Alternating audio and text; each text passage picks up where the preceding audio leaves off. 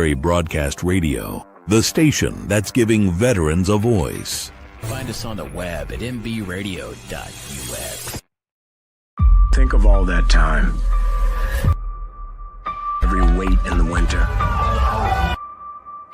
All those hours no one else saw. Every sprint in the summer. Think of every sacrifice. Early mornings on the levee. Late nights in the film room. Bus rides to playoff games. Every bump in the road. Every moment of ecstasy. Every moment of doubt. Years wondering. Is it all worth it? It's all led to this. Man, I got this. It's a 60-minute drive for a 60-minute game. After all the miles we've traveled, we're almost there. After all the hours we've worked, one more can make us legends. After all that time, this is our time.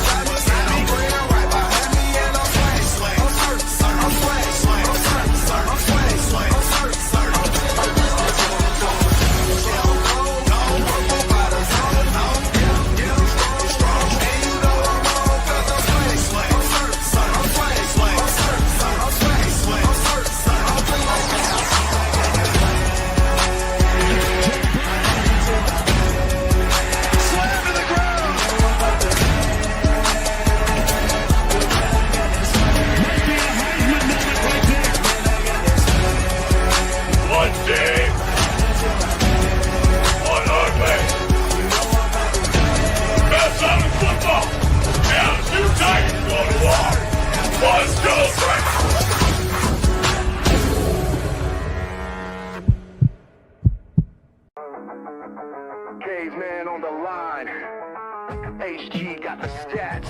No filters, no suits, just facts on blast. He seems like no nonsense guy. Like re-emphasize that for the Saints fans out there on TikTok. Caveman. What did you just say? The rebuild starts right now. Marshawn Lattimore's gone, so the defense, like we're not getting any better. To the left, got the edge and grind. We break it all Get it into down Smith. like What a pass! That's it! Daniel Smith with the game winner! Oh my goodness! And that is why you have Aaron Fry pass the ball in. We roar from the base to the backfield floor. No filters, no fake control. We For real here. Like you have you have the best quarterback in the league, arguably, the best wide receiver in the league, and you've got the best edge rusher in terms of total sacks in the season. You're 4-7, and your playoff chances are hanging on by it. HG on deck, stats loaded and primed. Reading the field. Let's make it interesting. We're making it interesting. Come on. Give us the freaking one. Breaking down ball like a heat wave blade. Oh, let's go! Oh, no. Put him in there. He's not put him in there. We see through the hype. Call out the Warriors.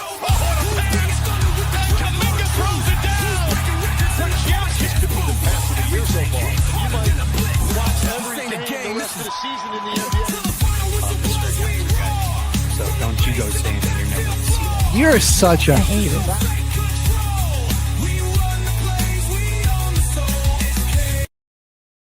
The station where our veterans' voices are heard, MBR Talk. Hey, thanks for tuning in. Welcome, Quack. Program are those of the speakers and do not necessarily reflect the views or positions of any entities they represent. Find us on the web at mbradio.us. For your You are looking live at Till the Final Whistle, everybody. HG Caveman back with another episode of Football Frenzy. Just so everybody knows, next week's show, or this week's Wednesday show, will be canceled. We're doing our gift baskets Wednesday morning. So Till the Final Whistle regular show this week's going to be canceled. But you can check us out over at Valor Point. I don't know if we're doing any type of stream, but we'll be over there tomorrow, and everyone can check it out online. We'll be posting that. But we're getting right on the edge of playoffs. Right there. The playoff brackets are starting to get figured out. NFL projected playoff picture is coming out. Got your top 12 coming out for college football heading into conference championship weekend There's this gonna be a lot. weekend. So There's going to be a a lot of lot, controversy a about lot this going playoff on. bracket for the college. And then with that, with those conference championships being this weekend, only got 5 games this weekend. But the slate of games that happened in rivalry weekend and just this last week 14 is a deciding factor for all those games. It's going to be a pretty crazy decision when that final bracket comes out. But why don't we jump into our top 25 recap here, Caveman? Let's do it. Definitely a lot of great rivalries going on in this one as well. And we'll start on Friday. Some pretty crazy matchups here for sure. You had this has been a pretty one-sided rivalry the past few years, Indiana and Purdue. And yeah, it wasn't close again this year. Indiana annihilates Beat him down.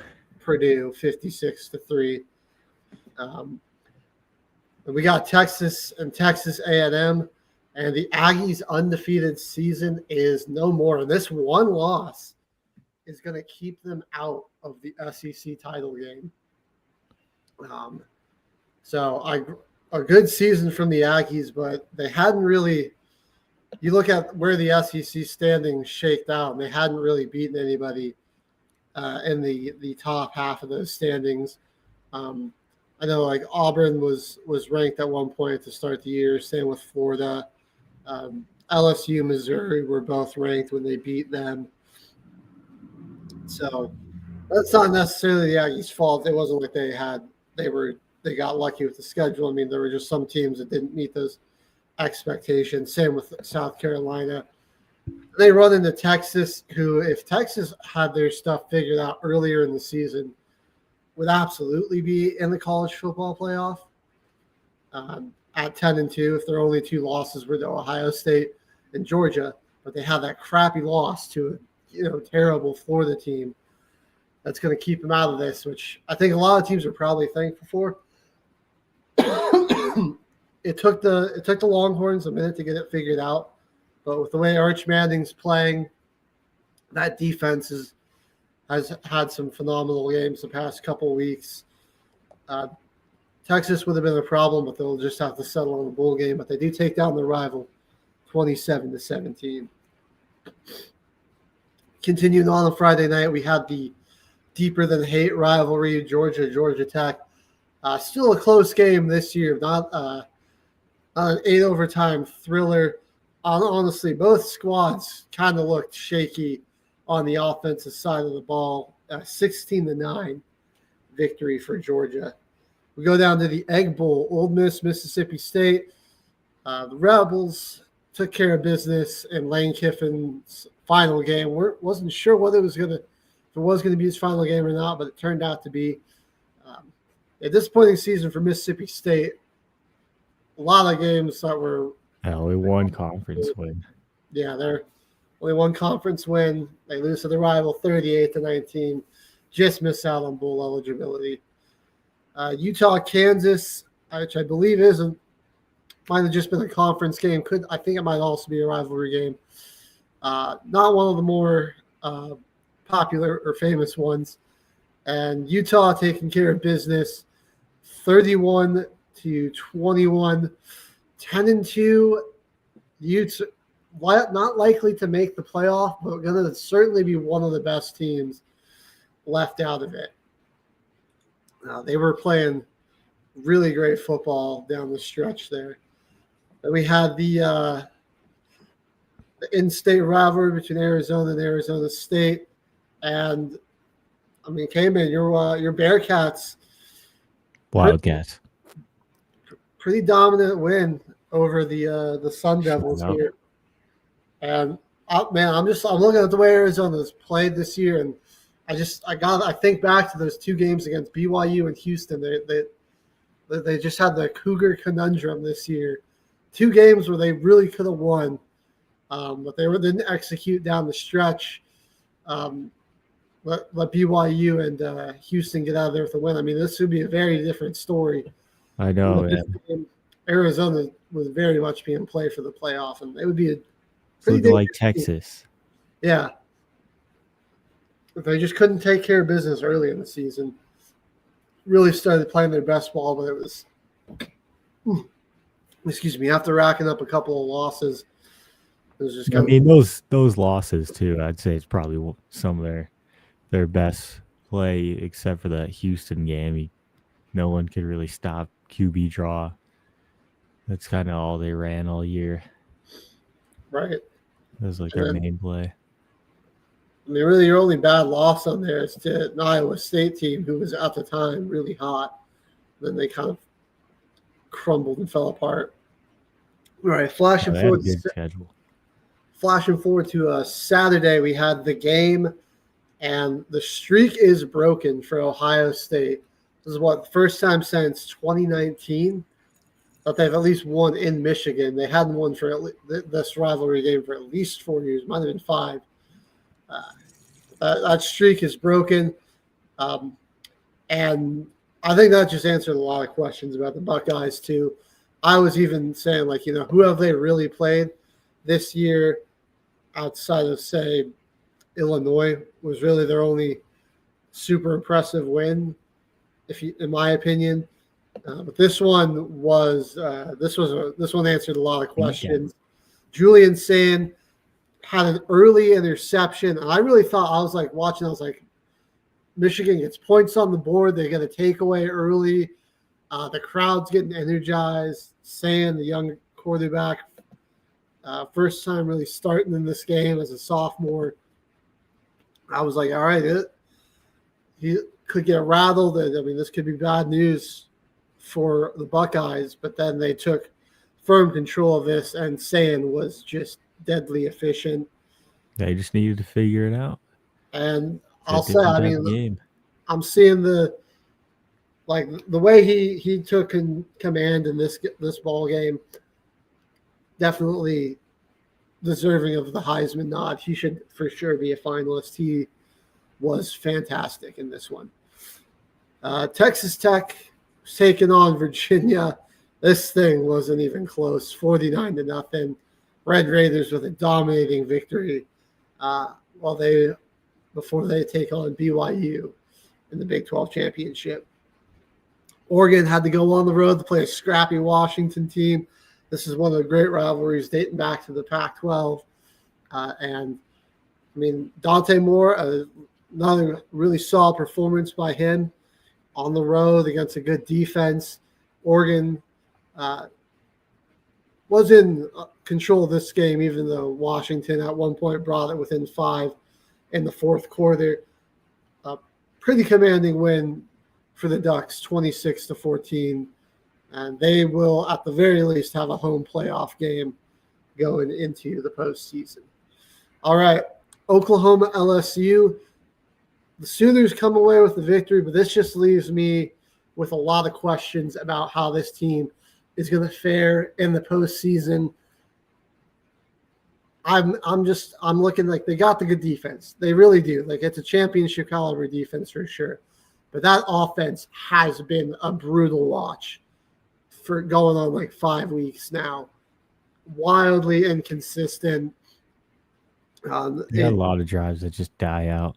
Yeah. Like, good stats from Mateer, and just like score doesn't really match No, what the box score has got. it does not. And really, I mean, I thought that they were going to lose this one, and then LSU just had a complete meltdown on defense, which kind of led to the victory for Oklahoma.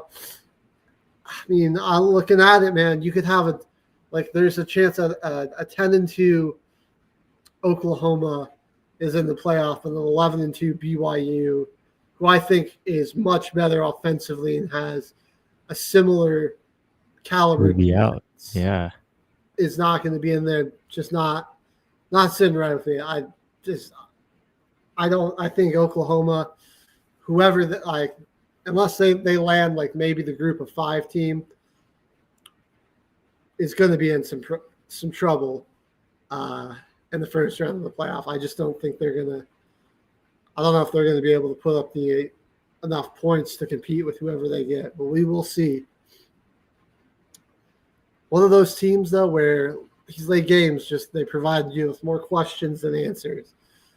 Notre Dame left no questions in their victory over Stanford. The Irish with a dominating 49-20 victory, which will probably sure up their spot in the college football playoff, which, again, there's going to be controversy that they're going to probably be in, and Miami is not, despite the head-to-head victory the Canes have over the Irish. Yeah, it kind of is weird that,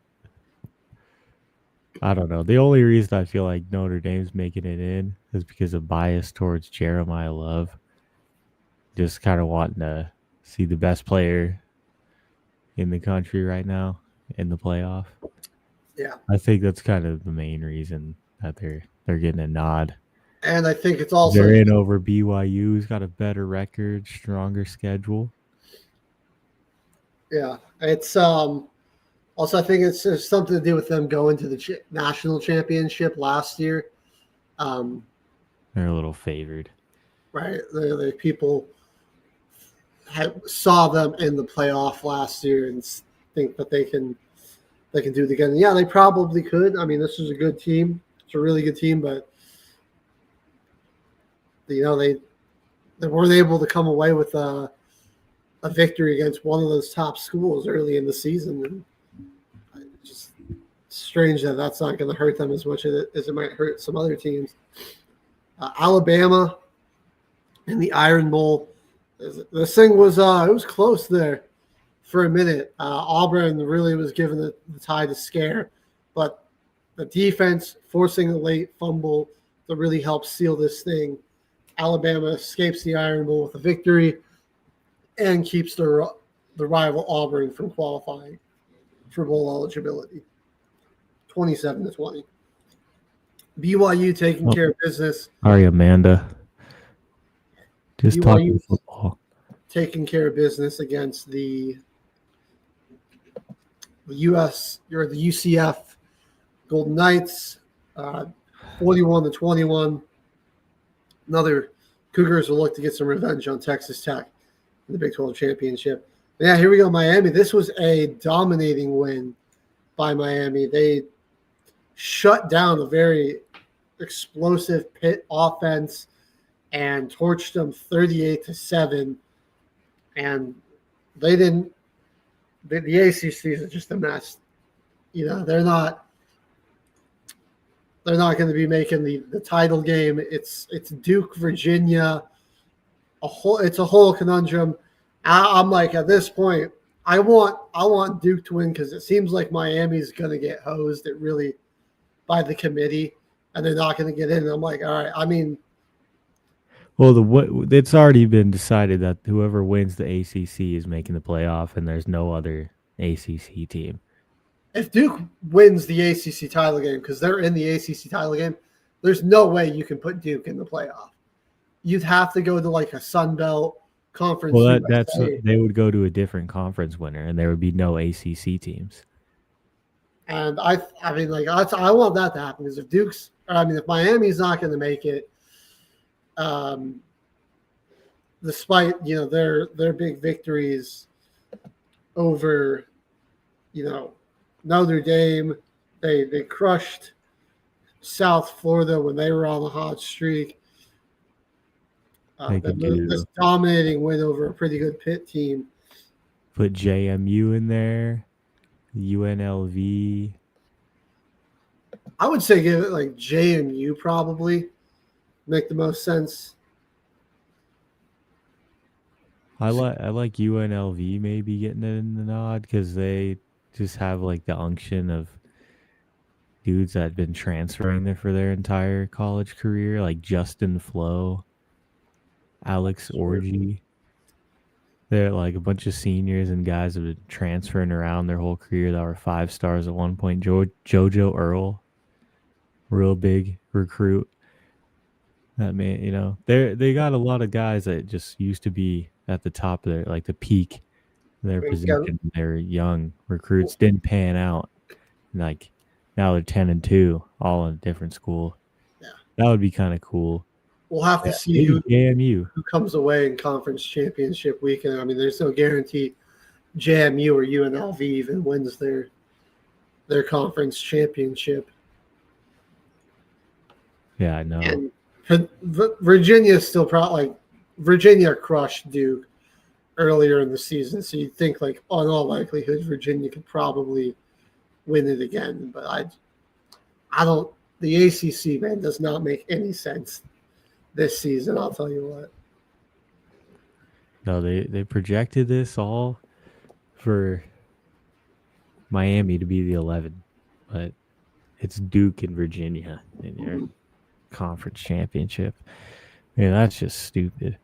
And I mean, UNLV, they're not even the favorite in this championship game. They got 2 more wins than Boise State. How does that even make any sense? Boise's a 4. So in San Diego State, I can't believe they didn't make it to their called the Mountain West Conference Championship. It really seemed like they were a shoo-in. The only other team I really see making it in over a ACC team is James Madison, though, because they just have the best record. They're not putting in a 3-loss or 4-loss Kennesaw State or Jacksonville State. Yeah, like in the Conference USA. Conference USA, that's not happening. Yeah, if JMU wins, I think it'd just be them at 12-1. If UNLV wins, I mean, like, you could probably put in, like, maybe put Tulane or North Texas at 11 and them at 12.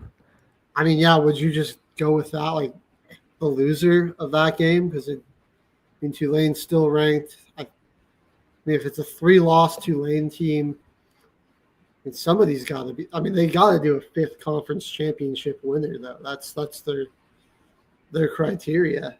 So it'd probably be whoever wins the American at 11. If Duke wins the ACC, and then the 12 seed would probably be JMU or UNLV. And maybe even Duke. Who knows? Yeah, they might just throw Duke in there.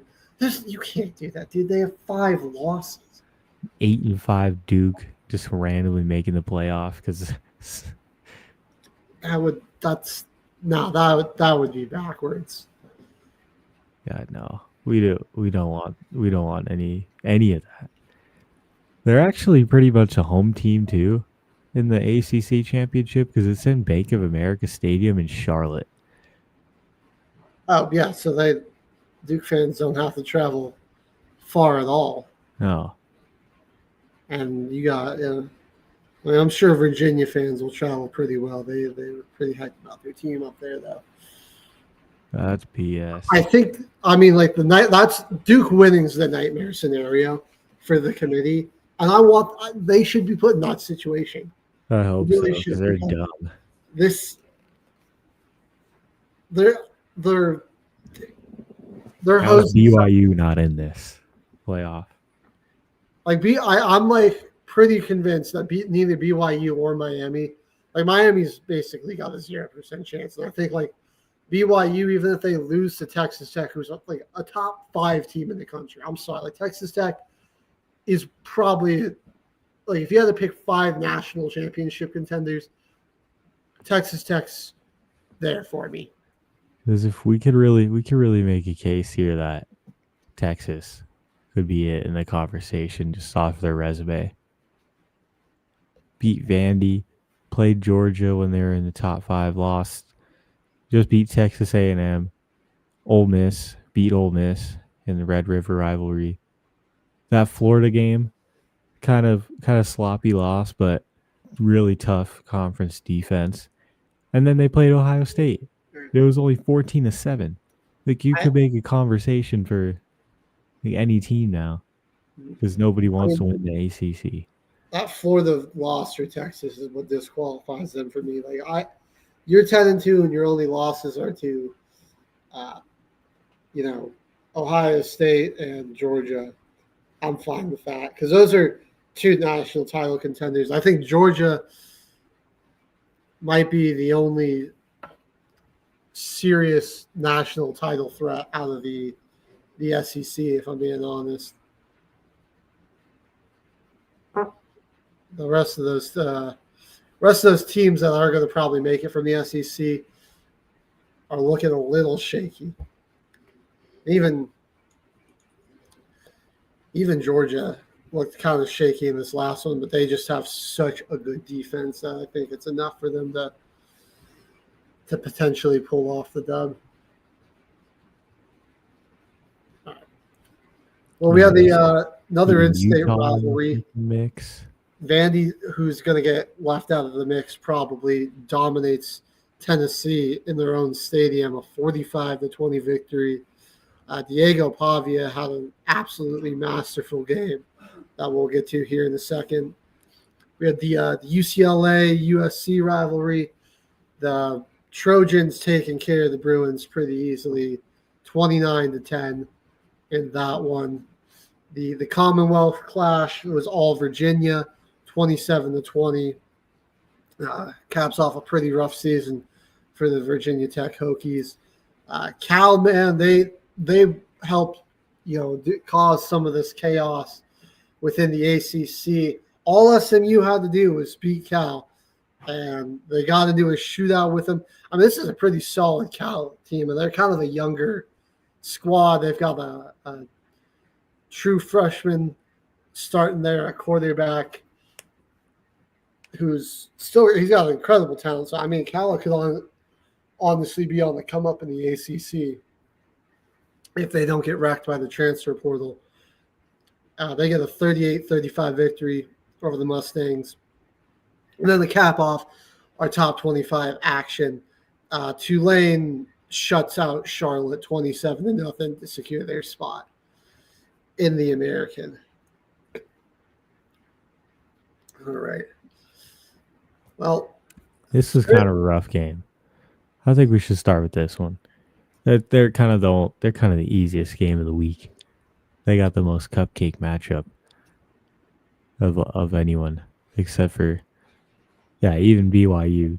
UCF isn't that bad. They're better than 1-11. But it was like this game you just take off. Kind of surprised that Retzlaff only scored 2 on the ground and had 2 interceptions. But right, like honestly, this wasn't as dominant as you would have expected from Tulane.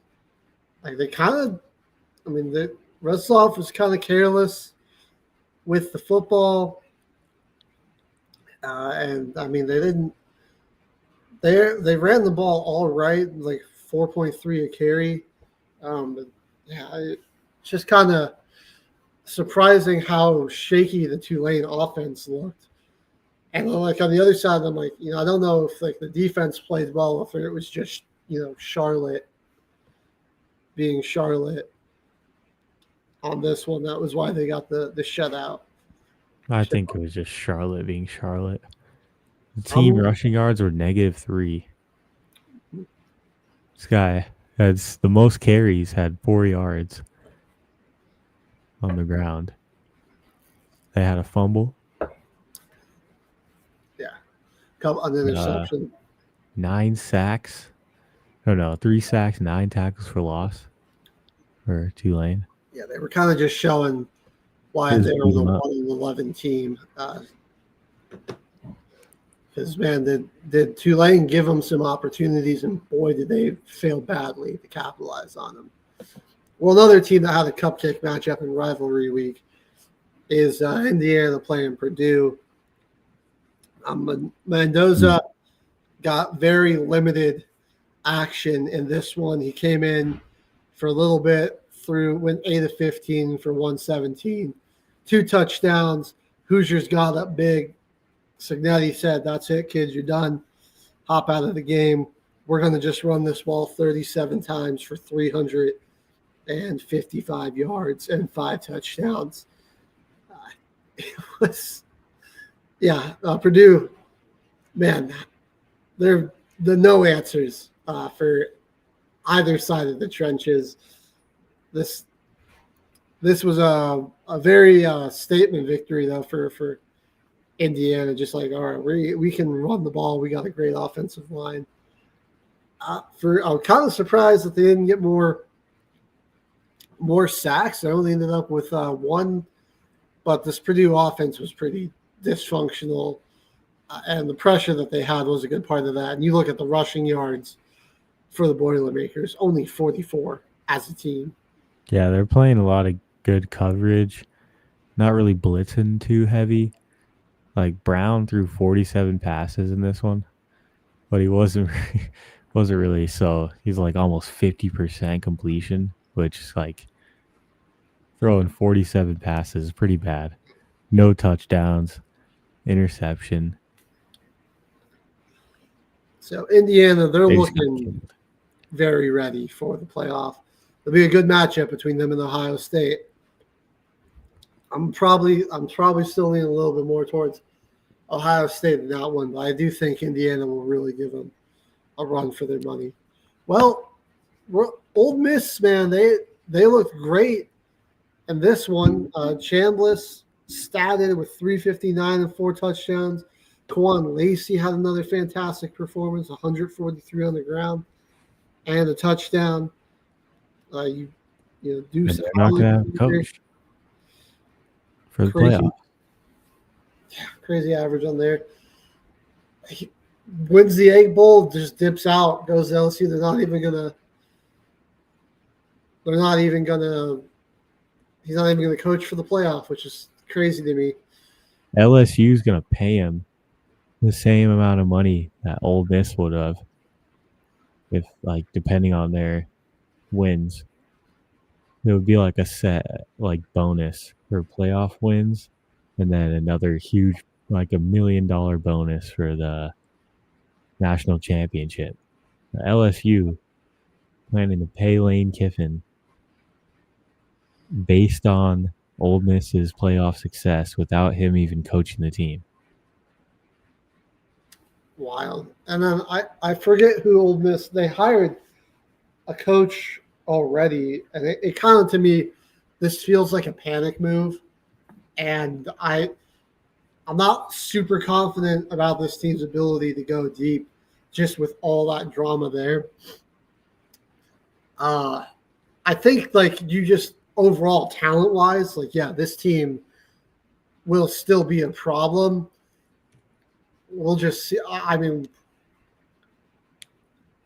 it's just, I don't think it's going to be really tough for these players to overcome all this drama. And likely this is a team that would have caused some problems, been one of your final, could have easily been one of the final 4 teams. And if Lane was still there, I would have them as a national title contender. But it's different now. Without him, I'm just not so sure about how this team is going to fare. He always has a messy exit, dude. He's had his last 5 coaching jobs. I swear, he's had the most messiest exits where it just causes a bunch of turmoil in the team. Freaking, what happened to Alabama when he was just a offensive coordinator? Nick Saban told him he didn't even want him to coach in the national championship game. Told him to leave for the game. When he left, got booted out of Tennessee. The drama there. Yeah, man. Left LSU when he was originally there. It was a similar situation where he was in a really good spot with LSU, had a great all-time record, and then was just going to go to another team. USC, fired. Messy exit there, gone. Nobody liked him at USC. Now this. I'm just surprised. that would kind of concern me as an AT, man. Like that you are just like, what's your spirit as a competitor? And like, dude, like if it was me, like if I coached a team to an 11-1 record and the berth in the college football playoff, no way in hell I'd want to leave until I saw that out to the end. Are you kidding me? Yeah, I would want to see it out to the end of the year. Like I'm not that's just leaving before the playoffs even start. That is bull crap. I mean, like I got this here. Like I would believe in my heart, like, yeah, we can win the championship. I don't care what new, better opportunities waiting for me. Like I would want to finish that thing. I would want to, like, I'm just like, oh, well, good regular season. Don't care about the playoff. I'm out of here. Like that's the whole reason you coach. That's the whole reason you play, for a chance to compete for a championship. And you're probably a big reason why for you him, play for your it's school. about the money and the program and the sororities, whatever, I guess. I'm like, if I was an AD and I'm like, wow, you want to leave before you cap off like try to cap off a historic season? One of the best seasons in a while for them. For this school? Like what?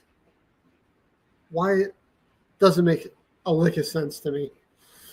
But at the same time, I kind of hope that the playoff does go well for him with the new guy.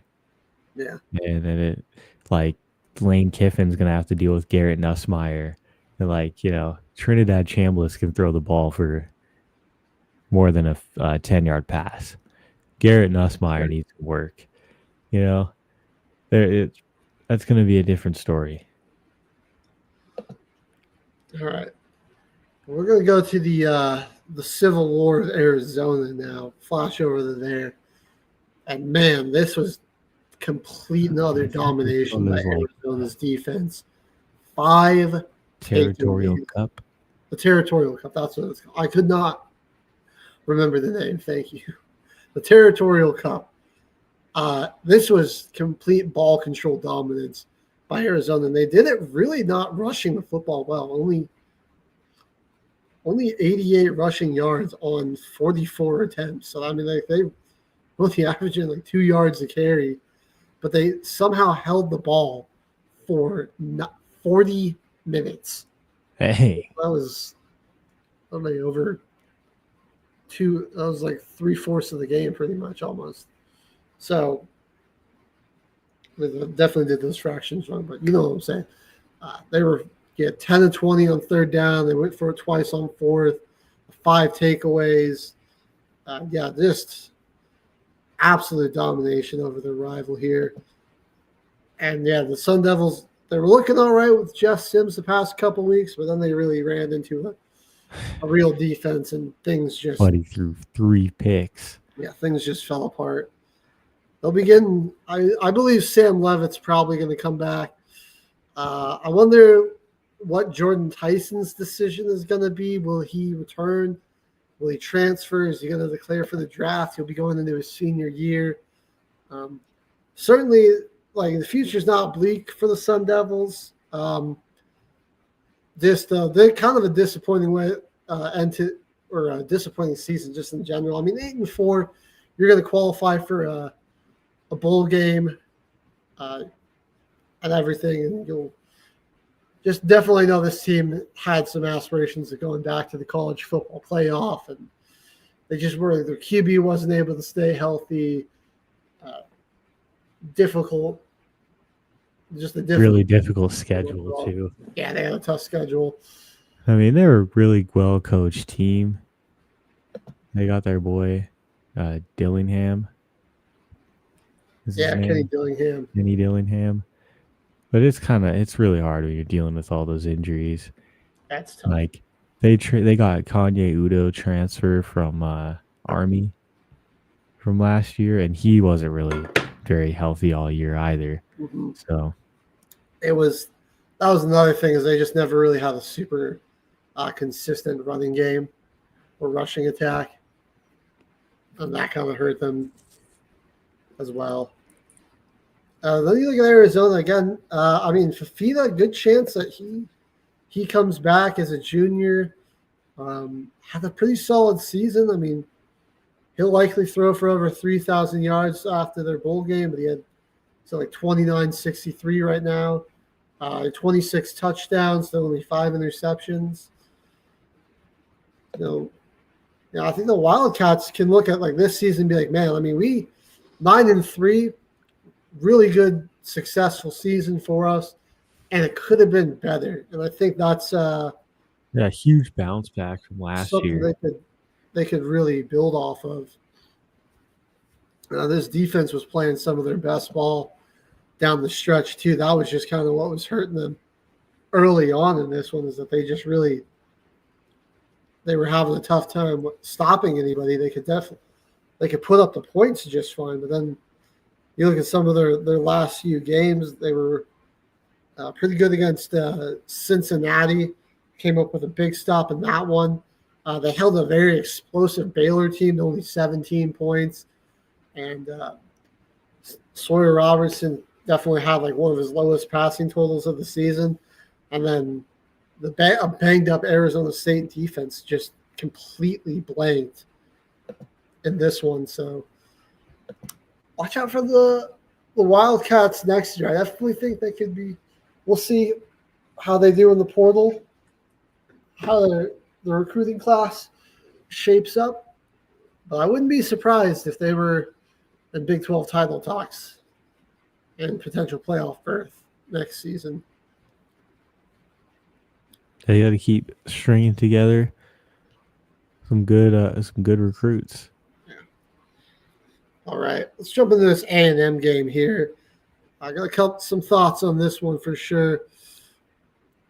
This was really just the A&M defensive line got exposed in this one, man. I mean, Wisner was all over the field. Whatever they wanted running the football.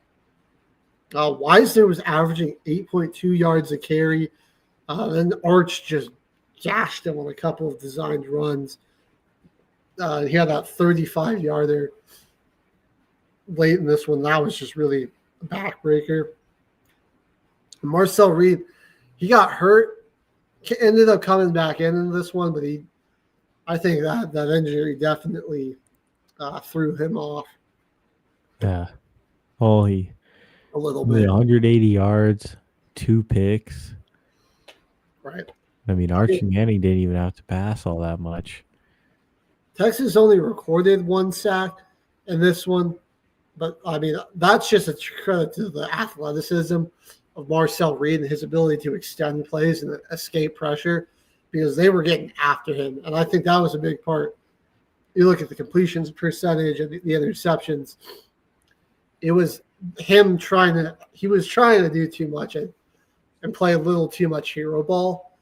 And it's on some of those interceptions, it was just all right, just throw it away, man. Live the fight. Another down. Didn't end up doing that. Throw it away or just take the easier read. Not try to force anything downfield. Yeah, the Longhorns, like we were saying, really just they got it together at the right time. Outside of that Georgia game, that was kind of an ugly one. But look at that stuff. You look at their last 5. Georgia's really the only unimpressive game there. I mean, they were Mississippi State took them down to the wire, but that was a great performance by Arch in the offense. Big win over Vanderbilt. Arch was putting up video game numbers against Arkansas. And A&M, this was an impressive home victory over them. Yeah, Quintrevious and Wisner, man, getting the carry or just putting all the boys in his backpack. He didn't even get a touchdown, though. Yeah, they couldn't give him one. That was a little messed up. So looking at this season did not pan out exactly the way the Longhorns thought. I think you're going to probably see Arch come back and there's a good chance that this team that they looked like, late in the year is the team that will get next season, and they might be a little bit more. They're more likely to make the playoff, win a championship, and then we might see Arch declare for the draft. I kind of feel like he's going to do another year. It seems like he's coming back. They didn't accomplish everything that they wanted to here, and obviously with NIL, I think he can. Wisner is a junior too. Pretty sure a lot of their receivers are pretty young. Ryan Wingo's a sophomore. Wingo's only a sophomore, so you'll likely have him back. I don't foresee Hendries is a junior. Their tight end, so he'll probably stay. Parker Livingston, he's just a freshman. Emmett Mosley is a sophomore. So a really young offensive unit after all those guys got drafted to be rookies in the NFL this year. It seems like a lot of they believe in Steve Sarkisian. A lot of those guys do. I think shouldn't be too difficult for him to retain a lot of that talent, and they'll be right back. What's going on with all those other teams? Ole Miss, LSU's probably going to have to rebuild still a little bit. I don't care what Lane Kiffin brings in there. That offense has a lot of problems with it, that's for sure. Texas is looking forward to the future for next year. I mean, it could be some turmoil for some of those other SEC teams. It could be pretty open for the Longhorns. We're going to go over the deeper than hate rivalry game, and boy, I tell you, this was an ugly football game. Gunnar Stockton threw for 70 yards, had an interception and a touchdown in this one. I mean, dude, it was. Those rivalry games are tough like this, man. It was grisly. It was that the Bulldogs defense held Georgia to just 3 field goals. So, I mean, Georgia's defense is looking championship ready. They bottled Haynes King up in both the rushing and passing game. Only 181 yards of the reception for King and only 39 yards on the ground. Let him pass it as much as he wanted to in between the 20s and this. They got real stout in the red zone. They did. All day long. No touchdowns allowed for Georgia's defense, but how many of passing yards did Gunnar Stockton have? 70. Oh, God. You better hope that doesn't happen in the playoffs. Right. He was 11 to 21 for 70 yards. I'll say this was probably better games running the football. So, the 190 yards as a team.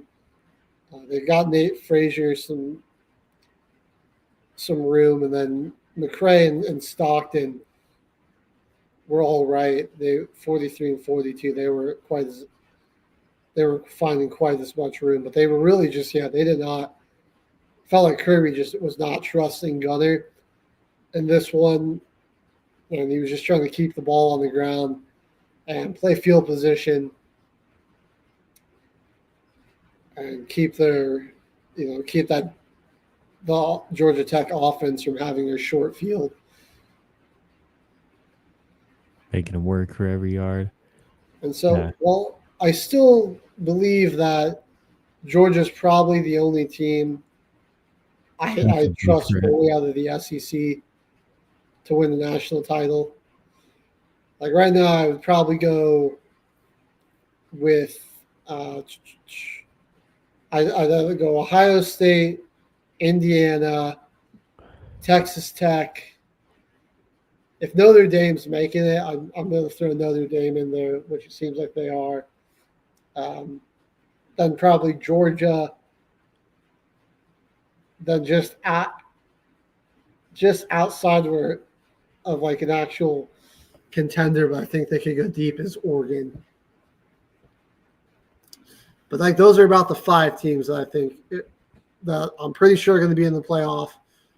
or basically guaranteed in the playoff, I think can actually win the national championship. Now, Georgia, it's just because of the coaching and the defense, but the way that this offense played, it makes me think back to how they looked against Notre Dame coming off that bye, and like they just wore that, like, you know, you play a football team that's, you know, can match you in terms of size and physicality with the defensive front, and they've got an incredible like running back. You know, somebody with an elite running back like that could cause some problems for Georgia. But I've also seen the offense be really explosive, and you got to have faith in Kirby Smart as a coach to get it figured out, you know, and get his team postseason ready. Yeah, I mean, he's won like way too many national championships with Georgia. Going through Kirby Smart's down the list for coach, the national championship winning team like 5 times in the last 15 years.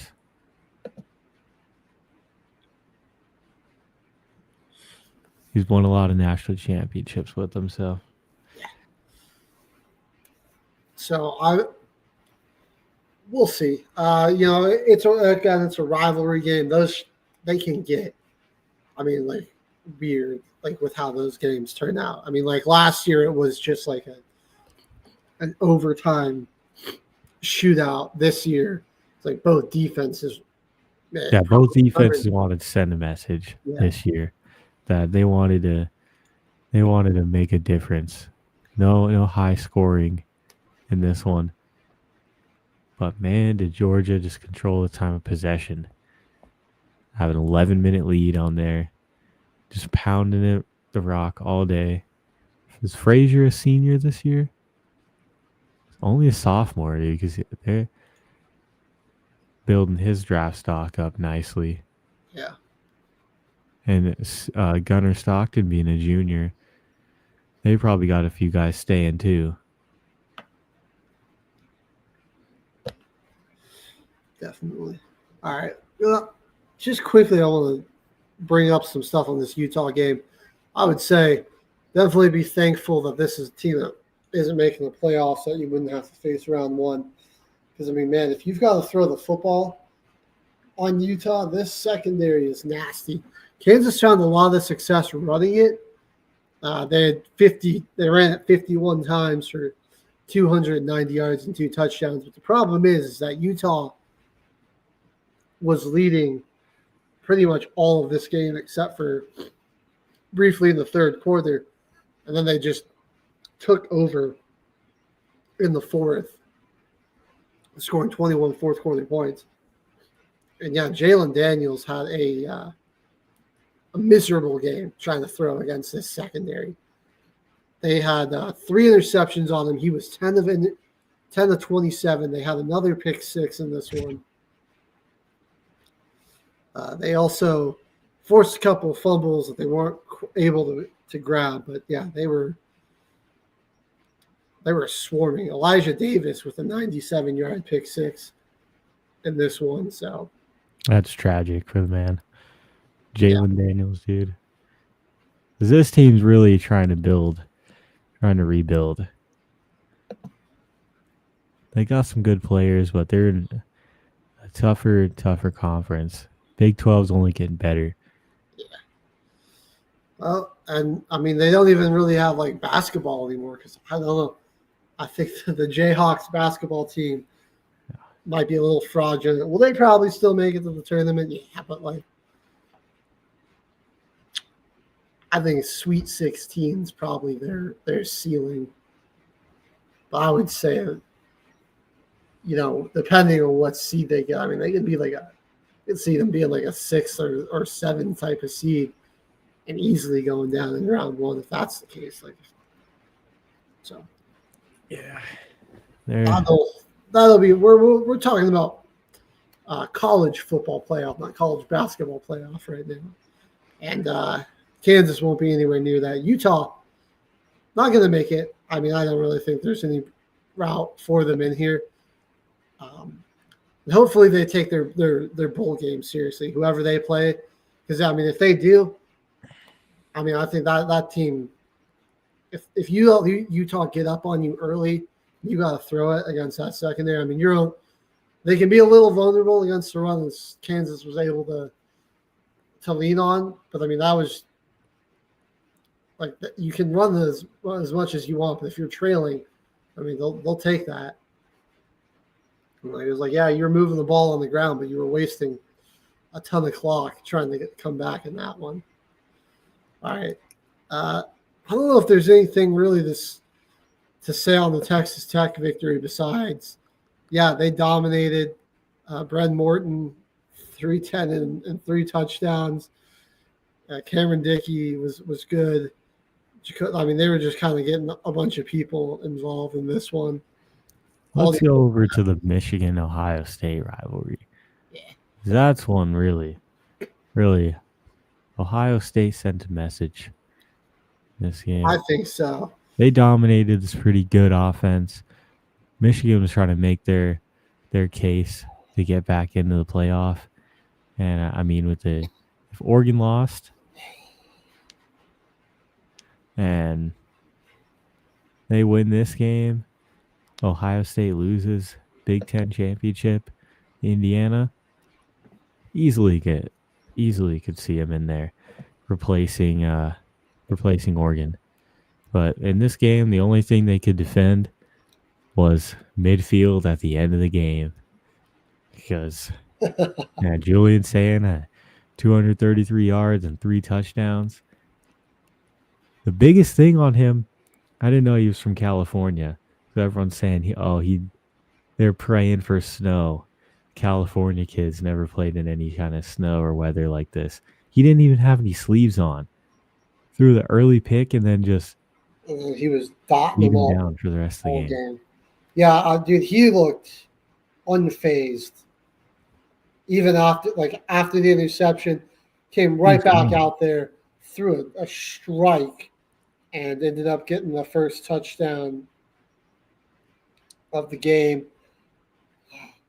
Forget who that went to. I think that was he hit Jeremiah Smith. That was a 35-yarder he hit. And, yeah, he just was so unfazed by the crowd. Michigan's defense struggled to really get to him all day. They ran the ball.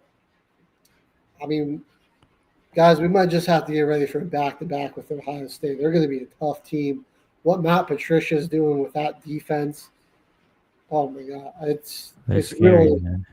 They really took the running game away from Michigan early. Jordan Marshall kind of got hurt, which, I mean, he had ripped off some big ones early, and then he made it back in, but at that point the game kind of was starting to get away from them. And if I'm Michigan, I'm like, I don't know if I'm committed to Bryce Underwood for another year, man. I just don't think he at any point in the season showed any progression as a passer. I think here and there he showed some flashes. It's just like against like the steep competition, man. Like He is only a freshman. you look at Oklahoma, you look at USC, and now Ohio State. Those 3 losses, those teams took away the run game. Michigan wasn't able to run it as effectively, and they were just a lot more limited, and they just couldn't keep up with any of them. I mean, you look at some other games like Northwestern, the Purdue game, even those games felt like they were a lot closer than they should have been just because Underwood had the pass. I get it; he's a freshman. I just don't. There really wasn't just any performances from his or anything that really jumped out. That was like, okay, like there's something here. Like he can progress as a passer. Like he's got amazing athleticism. He's super dangerous with his legs. I'm just not sure. I'm not sold on him being the quarterback for you. And I know you like to run. Michigan likes to run the football, so having a QB that needs to throw it a lot isn't super necessary. But I mean, you need a QB to be able to make some big throws when it matters. Still, I guess they won a national championship with JJ McCarthy. So Yeah, and I mean, in this one, they probably played against best team in the country, best defense in the country. oh, hands Probably down, your best national defense in the country. champion. This is probably And what's crazy, I mean, that'll be the deciding game on that. if Sands only a sophomore, I mean, like he has to play at least one more year before he can declare from the draft, right? He's got to do 3. He wasn't was he redshirted? I'm not sure.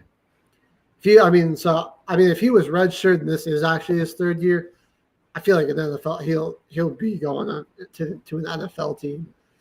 If not, be scary if he's coming back. But I think he was redshirted. You know, if Julian Saint was redshirted, drop it in the comments. Pretty sure he was. He was, and he pretty much has to play again. He's only got one. He's really only played 1 year of football. He was on a scout team if you're redshirted, so you didn't actually really suit up to play every week at the game. So you didn't. Your eligibility is fine. So,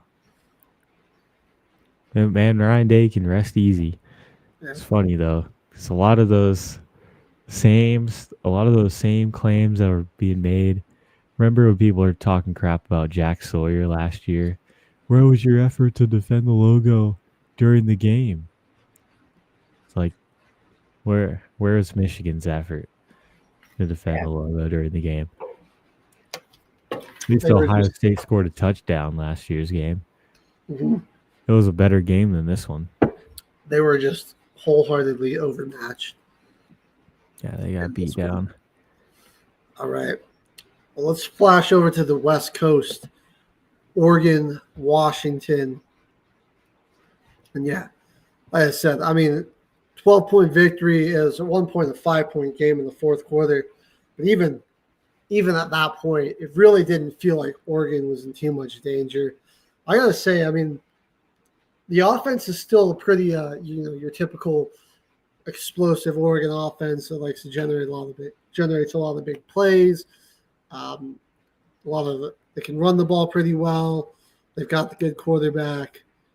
Dante Moore has been really efficient in his past few games. He's done a better job of protecting the football as well. Like I said, I mean, this is probably one of the better defenses Oregon has had in a while. Because like the linebacker Bryce Buchetter is just a tackle machine. I really like Mateo Uyungale, that edge rusher that they got there. Dude, he's pretty nasty. He'll probably be a first-round draft pick here. And he's a junior? Oh yeah, he'll be a first-round draft pick this year probably. They got a good secondary that really shut down this Washington passing attack. They picked off Damon Williams 2 times. And we're all right against the run. They did give up 154 on the ground, but again, a lot of that was just like Washington was having success running the football, but overpassing it. And it was like Oregon was willing to sacrifice the runs because they couldn't really move the ball through the air. And it wasn't like they were going super far. Yep. And that just keeps the clock moving. Right. I How mean, do you you're come back when you can't stop the clock? like, yeah, you're running the football well, but you aren't. And at the same time, it's hurting you in terms of your game management. Because you're just you're taking your own time away, and they're okay with that. You just There don't might know. even be drives where they let you run it down the field goal range, and then they decide to stop you. You waste all that time Can't even get a touchdown out of it. That's all part of the game plan when you did get a good enough lead like that. So yeah, Oregon with their likely to have a home playoff game. I think with the Lane Kiffin drama and everything, you're looking at Oregon probably being the 5 seed. If I had to guess, I think six is probably the lowest they'll go, but I think they're going to be the 5 seed. And yeah, that might be your group of 5 winner, one of the two most likely. So I mean, now it's shaping up to be like a pretty favorable home match for Oregon. Maybe help if that's a victory where you just can score a lot of points in and just run them over. I mean, I don't want to guarantee, like if it's like a team like North Texas or something, could be difficult, but get a good confidence building win before you head into the next round. And who would the 5 seed play? That was wouldn't that be 5 seed plays the 12? No, after if they win.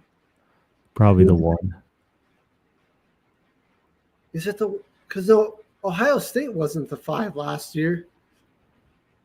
I'm just that's probably just like common bracket where the higher seed plays the lower seed. They would play the 4 seed. It was, I think, because that was how it went last year. Texas was the 5 seed, and they went on and played Arizona State. So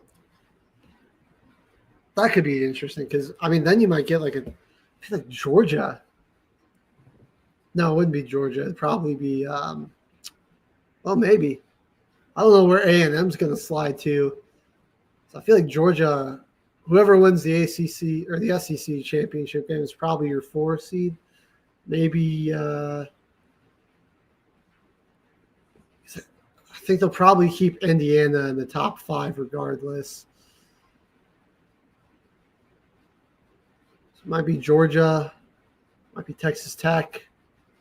You get Georgia. I don't know if that offense struggles. That could be in your favor. That'll be interesting. I feel like Oregon's got potentially an easier path though than they had last year, which is good for them. Well, I mean, last year they had a month off. It was like you go from not playing football for that long. I feel like if they got somebody else, it might have been a different story. But I mean, Ohio State was on fire at that point. I mean, they just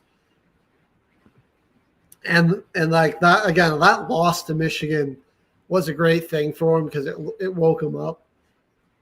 So maybe they not having that this year negatively impacts them, but I kind of doubt it.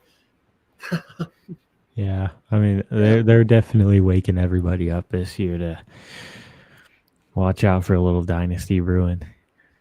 Cause some pain. Dude, that's crazy. They've just been in the driver's seat for the Big Ten the whole year, even though Indiana's there. I think every week of the season, people have been giving Ohio State nod over Indiana. Even though they both been playing really good.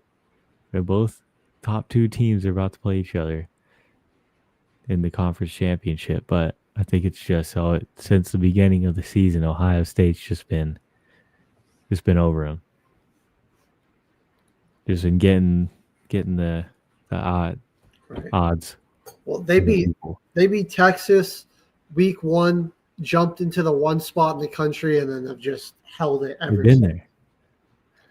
They've been there the whole year. Playing like a true number 1, though. They're beating everybody that they come up against. So, all right, we're gonna go down here. We're gonna look at this Oklahoma game a little bit. Tough one. Like I said, man, some empty stats. Like, yeah, you put up 318 passing, but the turnovers, like Oklahoma, you got to just try to avoid this. And it was a lot. It was all material. I mean, he threw 3 interceptions. Those were all all their turnovers in this one. They were super inefficient on fourth down. Like they were just lucky that LSU's offense is even more anemic and dysfunctional. Michael Van Buren, 96 passing yards, touchdown and a pick. Terrible. Just, LSU couldn't run the football, couldn't throw it. And, Oklahoma put together some solid drives, and then they just, would crap them away with the interceptions, or they, get a couple of first downs, get around midfield, and then just fail on fourth down, and they don't really got the kicker to try too many of those long field goals. So it's unless you're getting to around the 35, your opponent's 35 or better, they kind of have to punt or go for it, and they did once and failed. Yeah. This game really ultimately just came down to LSU having a major lapse on defense. And Sentenga being wide open. So Sooners I think they probably stay at 8. So whoever the 9 is going to be, that's likely their matchup, which could be Notre Dame. They're probably going to get killed by Notre Dame. Yeah. They're going to be in some trouble. Because if I'm going like I said, my top 4, your winner of the Big Ten is going to be your 1 seed, and then I think the loser is going to be the 2 seed still. Put your winner of the Big 12 at 3, winner of the SEC at 4, Oregon at 5, A&M, maybe A&M at 5, but I probably put Oregon above A&M. So A&M at 6, Ole Miss at 7, Sooners at 8, and the Irish at 9. What if they put Notre Dame in the top 4 now that Texas A&M lost? I don't think they give Notre Dame a first round bye. I think that's going to go to our. Oh yeah, they can't because they're not in a conference. Yeah. The highest they can get is freaking 6. I feel like you've got 3 one-loss teams that aren't going to be in their conference championships that you're going to just have to kind of that would all have to be above them. Maybe Oklahoma and Notre Dame get flipped though, and it's like Oklahoma's 9, Notre Dame's 8, then you got to go to Notre Dame, and you're not playing at home. I think Oklahoma's going to be in some trouble if the offense can't get that figured out. Yeah, because Notre Dame will just run it all over them like they did against Stanford. Jeremiah Love took the night off in this one. Only 66 yards. He let Anais Williams take over, get 2 touchdowns. He got one of his own. Jadarian Price got a touchdown. And C.J. Carr threw for 2 passing touchdowns. So did Burnham. Joshua Burnham had a passing touchdown. I think that was like a 84-yard passing touchdown to Luke Talek. Because this is Joshua Burnham's a defensive lineman too. Yeah, and Luke Talek is a safety. So they put in some defensive players on offense, and they wound up getting an 84-yard touchdown pass. Where's this highlight? Oh, I'm watching it now. Why did I never see this at all in the whole weekend? Oh, it was like on a punt. Wow. So, yeah, they snap it to the D lineman, then he throws like a jump pass over the defense. And that Talek dude he beats the return man, and like nobody else was able to catch him. Wow. They did that up 14-0 in the second quarter. Just disrespectful. Man, Notre Dame pulling out all the stops. I like how 49-20. why are you using that on Stanford though of all teams? Yeah, that's kind of messed up. Although now I'm like, okay, but like Marcus Freeman's a good coach, so now you got to think like teams are going to be aware of that, and now it's like, how do they bait? Like, do they kind of bait you with that? You know, Yeah, they're gonna bait fake punts all playoffs. we'll see how he uses that. But wow, that Pretty. was that was a pretty cool play. I'm not gonna lie. The time of possession was so even because of how fast Notre Dame is scoring. Oh, that They only have like 2 minutes longer in possession, but they scored 49 points. They were just driving down the field in like a couple minutes, kicking it back off. All right, let's jump into the Iron Bowl This because one's close too. yeah, we're gonna We got Alabama on watch now. Alabama. Do you think they beat Georgia? I got to be honest with you. I'm still not sure, dude. Like Simpson. They've beat them before this year, 24-21, but this is the perfect game. What happened to Simpson though, man? Because he's looked just dysfunctional the past few weeks. Yeah, he had 3 touchdowns, but he was not very efficient. Wasn't very accurate. Either turnovers are a huge problem for him. He's not really Exactly. putting up a lot of yardage aside from that. Like I'm looking like at his last 5. Like his best passing yardage was Oklahoma 326, and that was a loss for him. And he had an interception. They fumbled. There were all these turnovers for the Tide. I mean, he's just been really inaccurate. Like his passing totals like 24 of 43, 21 of 35, 28 of 42, 19 of 35 against the last 4 SEC opponents, and then against Eastern Illinois it was 11 to 16 for only $147 and no touchdowns, 2 interceptions. Yeah, that's interesting. He's the whole offensive Alabama is just like a lot more disjointed and not really that functional. They ran the ball a little bit better in this one. We'll say Jam Miller was going crazy. I am 158 yards. I'm not super confident in the Tide. Like this kind of just ended up being like this is going to be.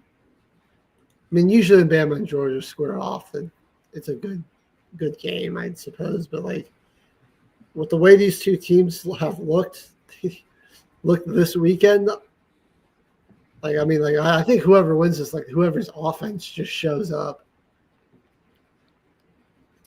Both teams got pretty solid defenses. I think Georgia has the edge there slightly, but yeah, whoever shows up wins it.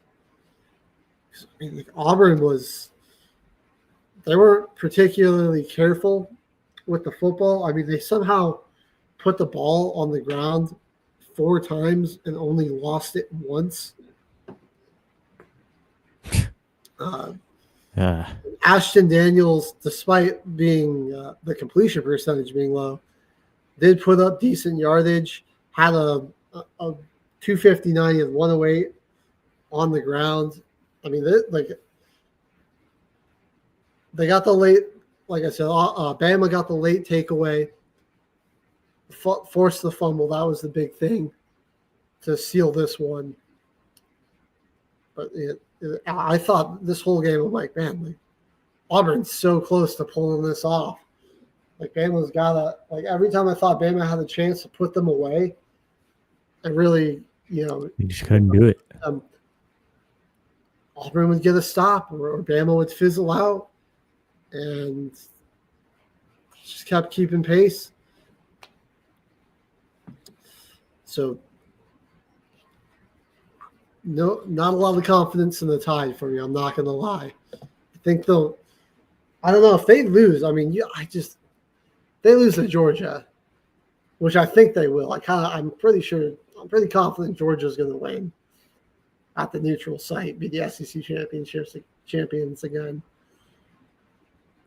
I mean, I need some people's thoughts on this, but there's just no way again. What's going on, Blake? There's just no way again that you can put a 3-loss Bama in over like we're going to say BYU, Utah. I think them being in the SEC championship Miami helps the rest of the playoff, because now you can't have all these SEC schools in there, and you get a legitimate case. Because week 14 they didn't play that great. They might have won, but it got them into their situation in week 15 where they got beat, and it feels a lot more safe that a couple teams could be getting replaced here, and us only being confident in Ole Miss or in Georgia, it makes a lot of sense. I think that's good for the rest of the bracket, because it's messed up right now, but there's still this game's still got to be played, and we're gonna see what happens after these conference championships. Because BYU gets their rematch against Texas Tech. If they win that game and Alabama loses, I don't think the committee has any other choice but to put them in the playoff. Well, we're talking about a team that's probably not going to be in there, Vanderbilt, which does suck because, man, this is a special season. They capped it off with a big win over Tennessee. It's looking a little rocky early. Pavia with 2 early interceptions, but man, dude, he took over at the end of this one. He had one of their 5 rushing touchdowns for the Commodores, and yet he was 268 for 1 touchdown, 2 interceptions through the air, 165 on the ground, and another touchdown. Cedric Alexander added $115 and 3 touchdowns himself. And yeah, like watching this game in the fourth quarter, Vanderbilt just took over. I mean, really the whole second half, Vandy took over. It was actually 21-21 at halftime. So you're like a tie game. Like, all right, this might be a nail biter. Nope, 45-24 is your final score. So it was outscored 24-3 in the second half. Tennessee was. Killed them. Pavia's down. I think Diego Pavia is going to make a fine NFL quarterback. Though he's got some great arm talent and his dual threat ability. You get him, obviously, going to the right team in the right situation can play a big factor in that. Yeah, if he gets on the right offense, I think that dual threat ability will translate nicely. But if he's going to a scheme that's trying to get him to do something that he is not built, it might take a while, or it might not even work out at all. He's one of those guys that he can translate to the NFL well, his skill set, if he's in the right scenario. And I mean, he's just got like good size and stature. Yeah, he's got a nice. Not like incredibly tall, but he's 6 foot 207. Like he's got some power to him. Like I think he'll translate nicely. And even though they won't be playing for a national title, I mean, like, gotta be satisfied with a solid senior season here. All right. Well, for me, I think the last game I really just wanted to touch on is this Miami-Pittsburgh game. Now, this was exactly what Miami was expecting with Carson back here. 267, 3 touchdowns. He had a fantastic game. Malachi Toney had an absolutely incredible catch in this one to go along with his 13 receptions, 126 yards, and a touchdown. Dude, this guy, only a freshman, Malachi Toney. He's an absolute yak monster. Hit 84 receptions for 970 yards and 7 touchdowns this season. future's bright for him, that's for sure. But yeah, that defense of Miami was just all over Mason Heinstall and this Pitt offense. Held them, if you take out the sack yardage, held them to only 54 rushing yards on the day. They had 6 TFLs, 4 sacks, picked the ball off, forced 2 fumbles, weren't able to recover them, but held Pitt to only 7 points. Dominating victory. And again, this will be that like conundrum of you look at Miami, it's like, okay, they had 2 conference losses, but again, against some of the better teams in their conference. Louisville 8-4, SMU 8-4 as well. I think it's just a little weird that Duke made it to the conference championship over them. Because didn't everybody that they needed to lose in order for them to make it in lost, right? Who, Miami? They needed SMU to lose for them to be able to get in. They needed Duke to lose, though. Like the way they didn't even play Austin, Duke. That doesn't even make any sense. The scenarios. Miami, a 2-loss team, is worried about Duke. They didn't even fucking get near them this year. Like conference, there were so many weird things that they factored into this, and like just it was a whole mess that somehow ended up with Duke being the 6-2 team that qualified over Georgia Tech, over Pittsburgh, over Miami, over SMU. I don't know if it was just like I think it was mostly just strength of conference opponents. Let's go, Duke. Or some sort of point differential thing. I don't want the ACC in the playoff. Let's go, Duke. I don't like it. At this point, just go. Y'all can go to Cancun. Yeah. Let's go Duke, and then freaking it's a complete Mountain West winner will be in it. Yeah. It's a complete mess. So Duke, just win.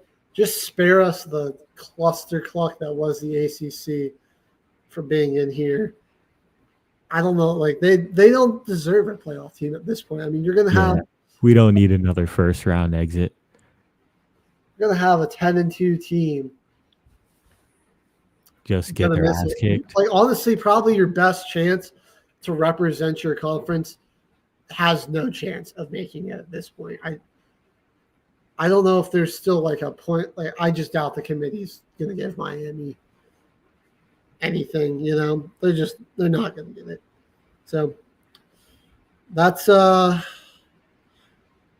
that, and we're going to just have to see what happens tonight. Let's go, Duke. Let's take a look at these games next week. Let's drop some predictions. First one, Friday night.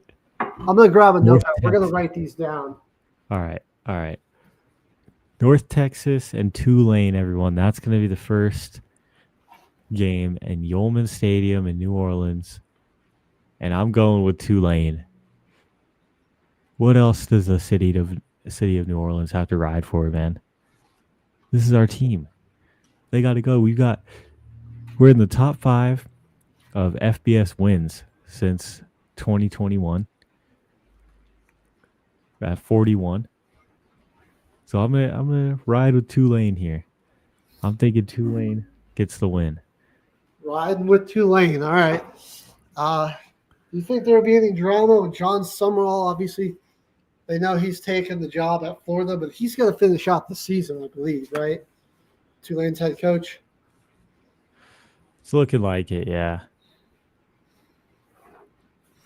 All right. So we got the American. It's going to go. K-Man's going Tulane. I'm going North Texas, man. They got a special offense there. They can just put up some points. I believe these teams, didn't they face earlier this year? No, that was USF that North Texas faced. Which was their only loss. But yeah, no, I like Mets Maker's having himself a fantastic season. I'm riding with North Texas on this one. All right. All right. I guess Saturday, 10 a.m., the Big 12 championship. BYU or Texas. Just so it doesn't mess up the bracket too much. Give me Texas Tech. Yeah, I'm also probably leaning Texas Tech here.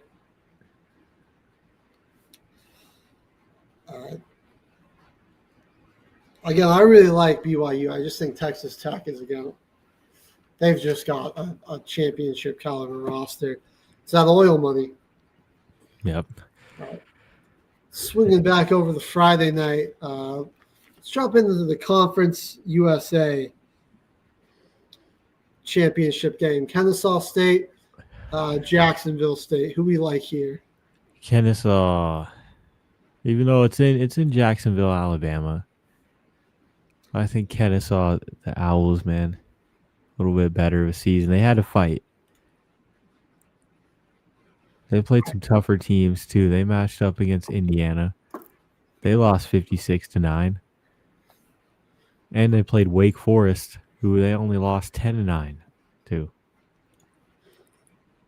I'm going Kennesaw. All right. See you.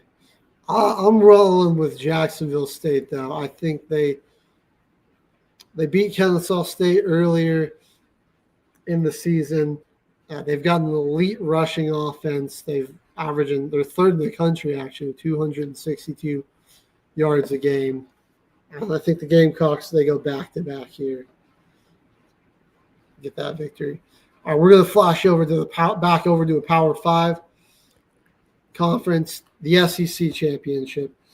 Georgia, Alabama. I've told you earlier I like Georgia.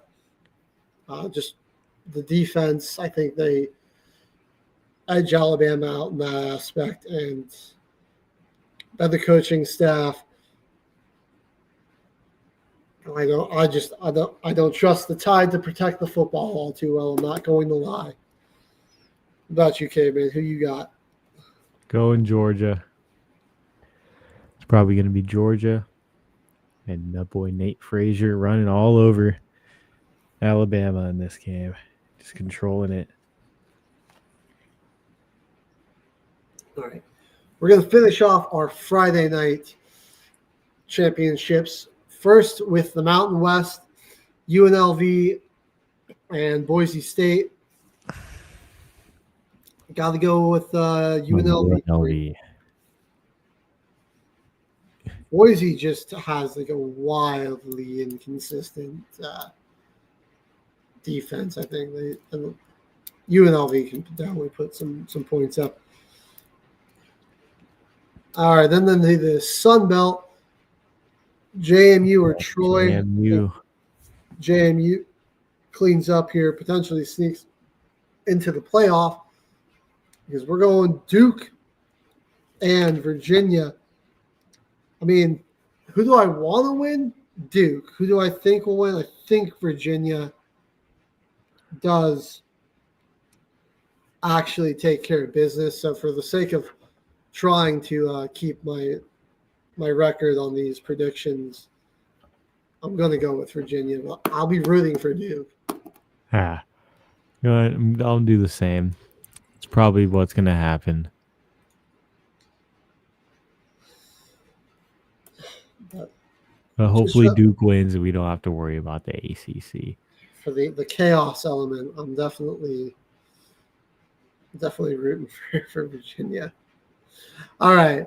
Our last group of 5 conference, the MAC. Some action in the conference championship weekend. Miami of Ohio versus Western Michigan. Maybe one of these teams makes the playoff. No. Let me go Western Michigan. Yeah, I think I'll go Western. Playing at the Lions Stadium, though, that's pretty cool for the MAC.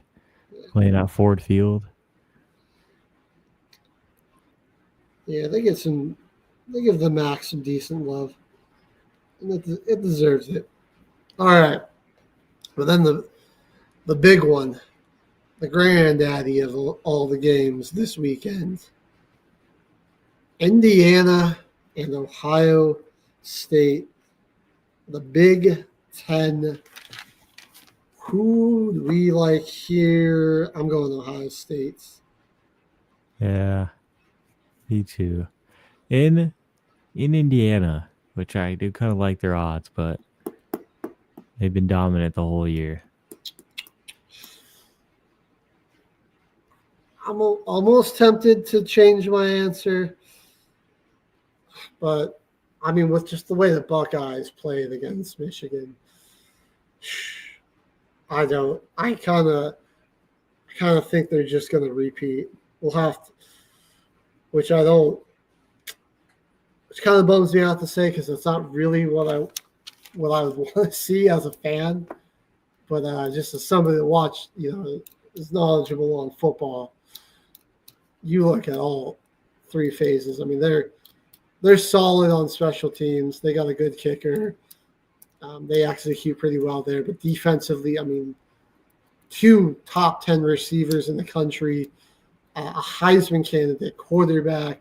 You've got the best defensive player probably in the country in Caleb Downs, with, an elite defensive line. There's going to be another multitude of draft picks on here. Got to go with the Buckeyes. And me, too. Easy game. Not an easy game. It's going to be close. It's going to be way closer than the Michigan game. I think Ohio State is just going to be able to win. Well, it's going to bring us to about our hour and a half mark. We say we go hit a quick break. That'll do it for our college football coverage of the day.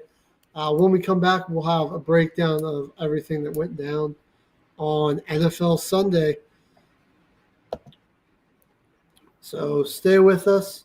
Don't go anywhere. You're watching Till the Final Whistle, Football Frenzy, here on Military Broadcast Radio.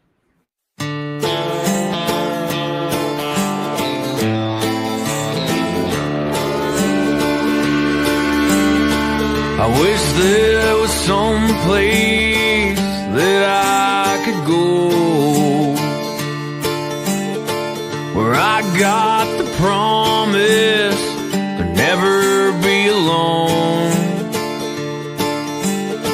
These bars all have last call and my friends, they ain't home.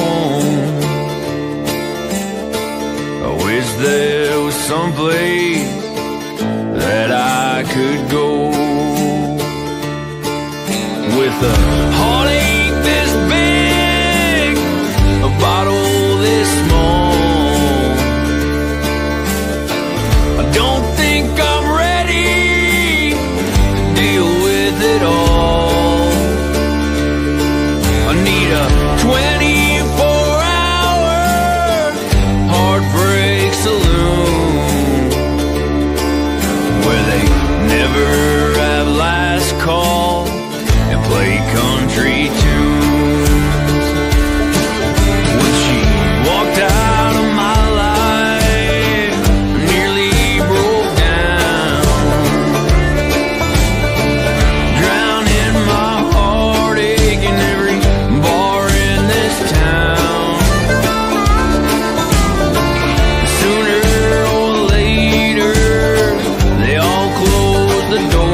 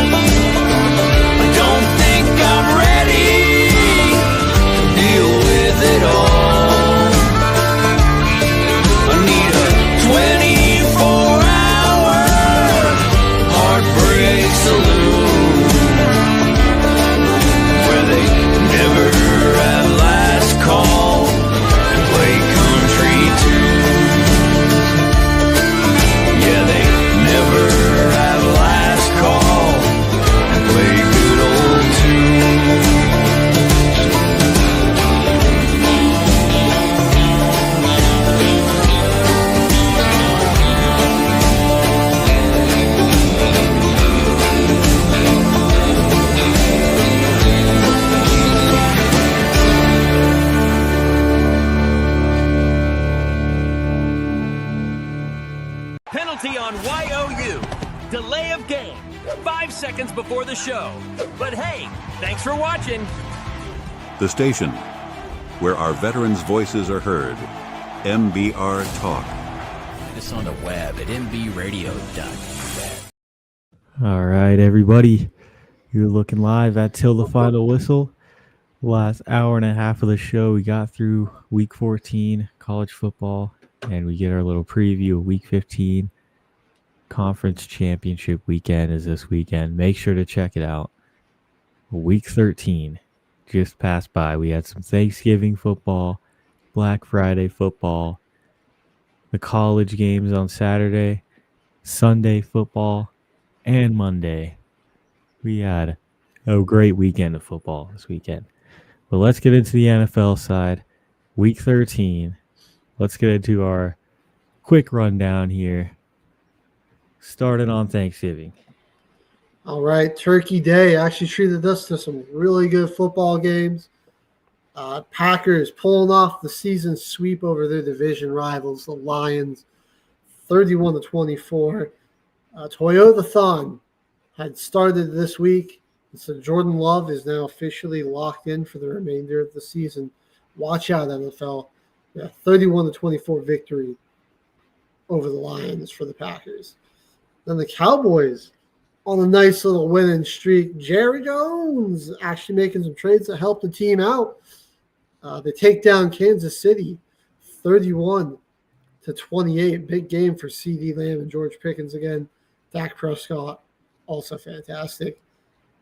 And the Bengals, they get Joe Burrow back. And with the Steelers and Ravens sitting at 6-6 and both looking kind of shaky. Ravens with 5 turnovers in this one. Not writing off the Bengals just yet to win the NFC North. How about that? Yeah, it's definitely not out of the picture. I think the Steelers are kind of in panic mode for sure. I think they're definitely the one team that's going to be in panic mode. The Ravens, they still got some stuff to figure out too, honestly. Just like the Bengals do now that they got Joe back. But I mean, it's just good to see that you got your quarterback out there that actually wants to run your offense, dude, and is like making the scheme. Joe Burrow's just getting the ball out quick. Joe Flacco's just getting the ball out quick. Getting a quick throw out. Hey, I'm going to throw it to Jamar Chase and T. Higgins all night long. You know, it's a little different when Joe Burrow's out there and he's actually progressing through his reads and trying to run the offense. That's why he also was getting sacked so much and getting injured. The offensive line looked a lot better when Joe Flacco was playing because he was just throwing the ball in a second. It's like Joe Burrow actually wants to play the game and make the offense work. But it really helped having him back. Yeah. And I mean, the defense of the Bengals has been looking pretty solid the past couple weeks. I mean, the 5 turnovers in this one, 32-14 victory over the Ravens. You've got the Chicago Bears taking on the Philadelphia Eagles on Black Friday, and Chicago just ran all over Philadelphia. They come away with a 24-15 victory. And don't look now, the Bears are the 1 seed in the NFC. Then we get to Sunday.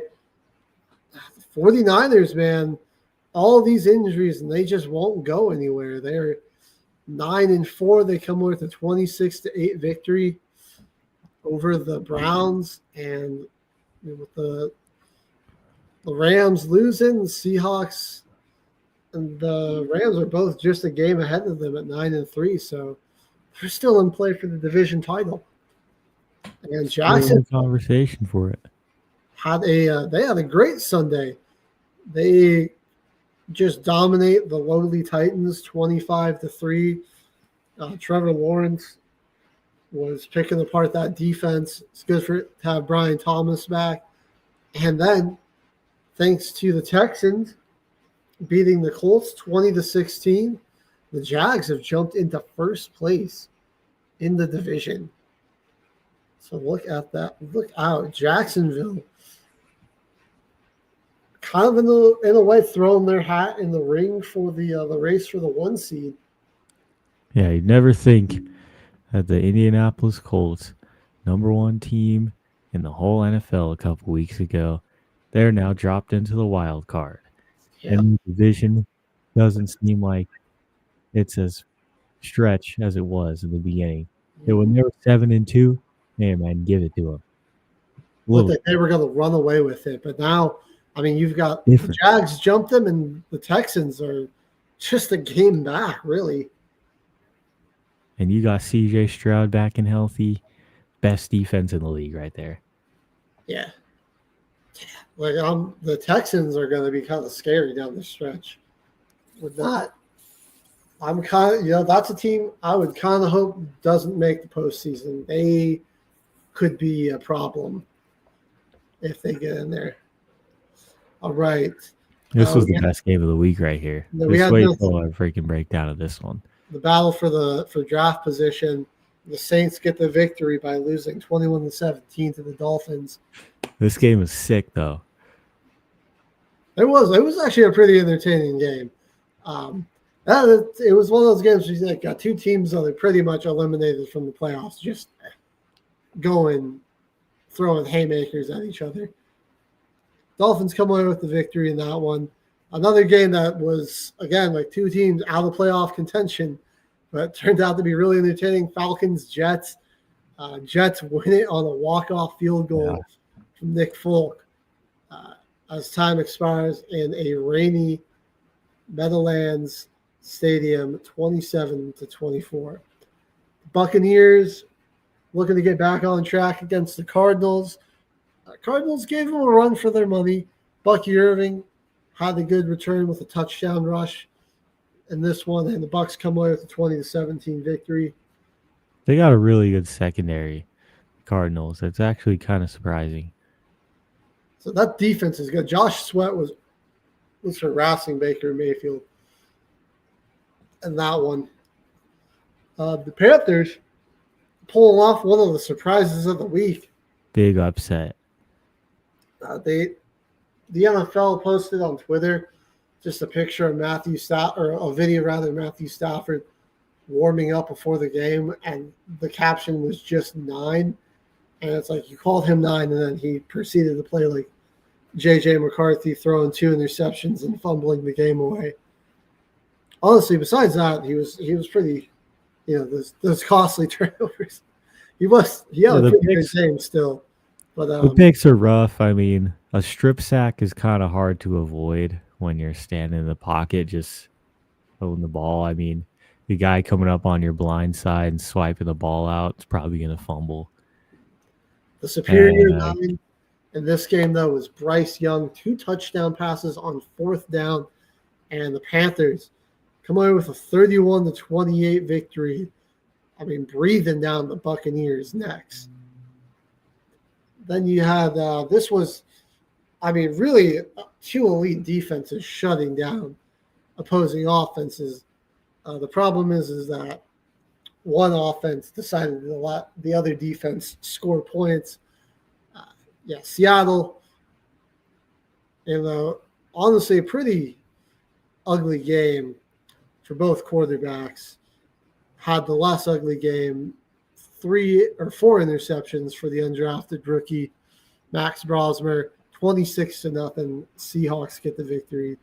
The Bills came out and just dominated the Steelers. I believe I sent this video to you from the content creator Film Watchers. God, it just goes down and breaks down all 22 all week. The Bills ran the same running play 29 times against the Steelers, and it worked every time. Couldn't stop it. It was to the point the fans in Pittsburgh were booing Renegade. On crucial downs, they play that Renegade song to hype up the defense of the stadium, and they booed it. That's all I'm saying. There's panic meters on, bro. They couldn't do anything. You're not talking about that song that's like Renegade, that one? No, like the old 80s song. Oh, okay. I was gonna be like, how does that hype the defense? No. That makes a little more sense. 26-7, big win for the Bills to get back on track. Chargers trying to keep pace in that wild AFC playoff race, dominating the Raiders 31-14. We did have, in a losing efforts, Puka Nacua had a fantastic one-handed catch. Brock Bowers, in a losing effort, had a fantastic one-handed catch in this one. There's three pretty sick ones in this whole week. Sunday Night Football, in another losing effort, Treylon Burks had an amazing one-handed catch as well. Very spirited effort from the Commanders on Sunday Night Football. Credit to them, dude. They just were like getting whatever they wanted running the football. Marcus Mariota had a career day. Yeah, he was super accurate. Aside from that boneheaded pick he threw in the red zone, that was honestly might have been one of the best games of his career. I don't know what it is. We kind of struggled containing Travis Kelce, and then Zachary. I don't know what it is with old ass tight ends this year that we're we can't cover them. But we held Brock Bowers to 2 catches for 31 yards when we played him on Thursday night. But came down to a 2-point conversion after an illegal pick. Helped Debo just dove in the end zone. Helped Terry McLaurin get open for a touchdown, and then That's another the worst illegal spot pick. to be matched up against the Broncos defense on their goal line. And then another illegal pick left Jeremy McNichols wide open in the flat, but Nick Benito was able to bat it down. The officials on both sides though were absolutely atrocious in this game. Well, this was easily the worst officiated game of the week, and it wasn't even close. This is one of those games where you watch, and even after even though we won, I'm glad we won. I feel for Washington fans, but somebody had to come away with this one because could have been just a great game of football. Leaves a little bit of a sour taste in your mouth because you're like, what were some of these calls, man? It's one of those games you watch and you're like somebody's got to hold these officials accountable. What? There's got to be some sort of consequences. There were so many missed or bad calls. There was some of them were right, some of them were missed, some were freaking horrible. Yeah. It was an overwhelming majority of just bad. Yeah. We had a play end up with we ended up getting a sack because the most obvious trip you've ever seen in your life didn't get called live. And so they reviewed it and saw, oh yeah, he got intentionally tripped, but we didn't throw a flag on the play, so we can't add a penalty. So yeah, it's just 3rd and 21 for you now, Commanders. And like I said, there were the 2 illegal pick plays. There was some missed holdings. I definitely noticed there was 2 instances where we got away with a false start. The Commanders also got away with a couple of false starts. It just, it got rough there at the end. Despicably. Should have dove in the end zone, Debo. Yeah. And then we got the Patriots took care of business on Monday night. Well, we were on the Broncos, so we're talking about the officiating. Yeah, that was terrible on both sides. Just refs were you know what? Let's try to bog this down with penalties and stoppages here late, clock issues. It's come on, can we just play this game? But besides that, I got fantastic game of football. Credit to Mariota, man. He really came out, played his ass off. The 50 pass attempts, he was 294 for 2 touchdowns. Had 55 rushing yards as well to lead his team in rushing yards. Yeah, the Broncos, man, we're missing J.K. Dobbins. We are just not running the ball as well with Harvey and McLaughlin. Yeah, it's the last like 2 weeks in a row that you guys are like under 100 yards rushing as a team and over 20 carries. But it is I gotta say, Bo was, besides that pick to Bobby Wagner, I don't know what he was reading there. That was kind of a bad read on his part. Besides that, I think he was really good, man. I mean, he had that incredible touchdown throw to Cortland. He made a lot of big time throws, hitting some crazy arm angles. Was 29 to 45 for 321 in the touchdown. Probably one of his better games as a passer this season. And Evan Ingram, man, nice to finally see you out there. Dude, that 41-yard reception in overtime, like that's why we brought you on there, man. We've been looking for plays like this, just. He started early with the drops. And I was like, oh, man. And then he actually really turned it around. Ended up being our leading receiver.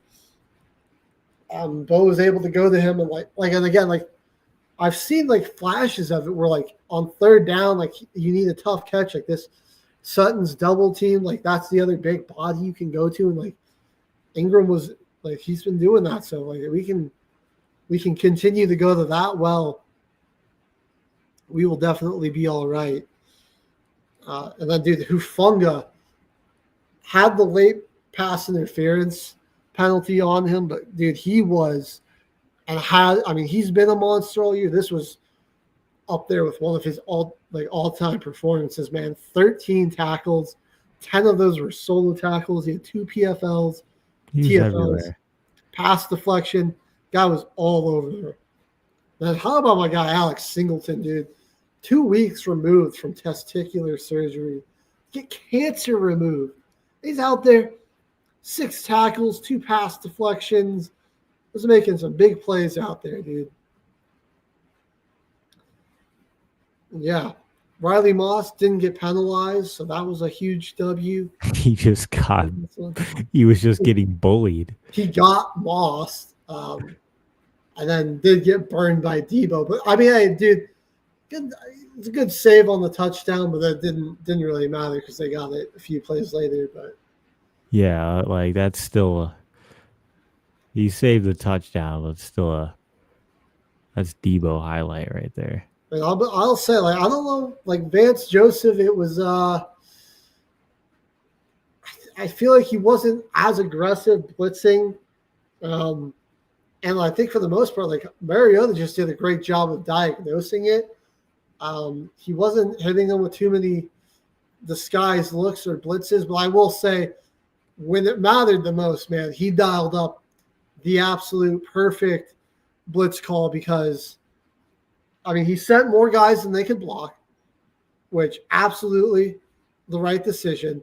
And it was a very staggered look where 4 guys at the line, and then as they were getting in, after Mario said set and was getting ready to hike the ball, then you see them, they all start to creep up and kind of come in and rush from the secondary area. And so, yeah, there were more guys than they could block, and then they ended up a little confusion by the O-line. They ended up leaving Benito unblocked, and that was perfect because he was the only guy really there that had any type of shot, I think, to get to that check down route that would have just walked into the end zone. And he batted it down, saved the game. And I got to give I think a lot of that credit goes to Vance Joseph, where it just put it in a position where it ended up giving your star, one of your star defensive players, just a shot to win the game. And yeah, that pretty much had no chance with Benito coming in there. So not one of Vance Joseph's best games as a play caller this season. He was just really kind of wasn't stacking the box too much, I think. Shot because the Commanders I think we didn't really bring enough down most of the time to stop the run. And it was like obvious running situations. We'd still leave like a lot of white boxes. Yeah, just leave stuff up the middle of the field. And then I was like, man, like let's zone. Try to like press or something or go to a little more zone, because they were doing a lot of these quick outs, these like rub and pick routes too that were just making it difficult to like that score to tie up the game and go to overtime was literally just like Kansas City Chiefs pick play. One guy's just going out into the flat, and your ex Terry McLaurin hit a quick slant, and they just got right in between the two defenders. And I mean, it was like, again, it was a penalty because like Debo just straight up blocked Surtain. He just like threw his shoulder. That one was uncalled. Yeah. And then the other one, I think, what was his name? I think it was Traylon Burks on the 2-point conversion attempt. The guy that was supposed to be Kevin McNichols in the flats, Burke literally he takes 2 steps, then cuts inside, and then just throws his hands out like this and blocks. I think it was Singleton who was trying to get out there into the flat to cover McNichols. He's literally just blocks him like that. Doesn't even try to run. It was then no flags on either. But again, Benito got home, so it didn't matter. No, it was Brandon Jones that was trying to run out into the flat from the safety position. And yeah, they just actually just straight up threw a block there. But Broncos 10-2, coming away with another thrilling game victory. You want to win, man. Yeah. People are still calling us frauds, but I don't even care because we're 10-2. We could probably still have the 1 seed. Well, it kind of wasn't great in this game. 3-9 team, you can barely get that win, right? It feels like you can barely win it. No, your team stayed in it long enough to get the win. You didn't barely win that. Yes. We still got a top 5 defense. I think the offense has been looking past 2 weeks. The game against Kansas City against this one were some of Bo's best games. He's, the completion percentage, I think, is slowly going up. So, I mean, we get a 1 seed with a top 5 defense in the playoffs. I'm confident in what we can do. Denver's a tough place to play in January. It really is. So the weather will be cold. The air is going to be thin. I'll take a postseason. I'll take anybody in the postseason if we got home field advantage. I don't care. Okay, man. You want to talk about your Saints a little bit, though? Do. This had to have been the freaking game of the year right here. We were down 16-0, right? Coming into the fourth quarter. Get a quick drive down the field, score a touchdown with Olave in the third, and, we're looking good. We're starting to build our comeback. Field goal in the fourth. Now it's 9-16. Or it's 11-16. It's looking a little bit closer now. It's looking a lot nicer. We finally get our defensive stop we need. Dolphins go for 3. And it all comes down to one drive. Our boys cook down the field. And guess who's got the game-tying touchdown? HG. DeLon Vele, man. Dude, DeLon freaking Vele. This one for y'all. And then Tyler shucks it up, dude. Throws a pick 6 on the 2-point conversion. And they return it back. So now it's 21-17 instead of 19-19. And guess who? Charlie Smith and Devon Vele, of all people. He recovered the onside kick in the fourth. It was Devon Vele right after he just scored a touchdown. And that was so close, man. They called a penalty on that for illegal touch. No, we got it. Oh, that's right. That's right. They didn't. We got it. We started driving down the field. We got 2 first downs. Call the timeout. We didn't have any timeouts left. But no, we actually still had our last timeout. We hadn't called any. but our drive just stifled out. 3rd and 1, we took our deep shot, which I wish we would have had that play on 2nd and 6, because we were able to get to the end zone right there, and the ball went right through Olave's hands, like right between his arms. He was just double covered. He couldn't get over to look at the ball until way later. Like, he was in the hand fight for so long. And 4th down, we line up in our tush push formation. And I'm just sitting there like, this is really how we're gonna lose. Get stifled on the tush push, because who took it too? Was it Taysom Hill that you had? Let me just go to play by play right here. I remember it was like it was like somebody weird that I don't think Tyler Shuck up the middle for no gain. 4th and 1 at Miami's 36, and we needed a touchdown, so we couldn't just kick a field goal right there. Yeah. I mean, as soon as you line up in that stupid tush push formation, and you're not the Philadelphia Eagles, just kiss it goodbye, man. I was just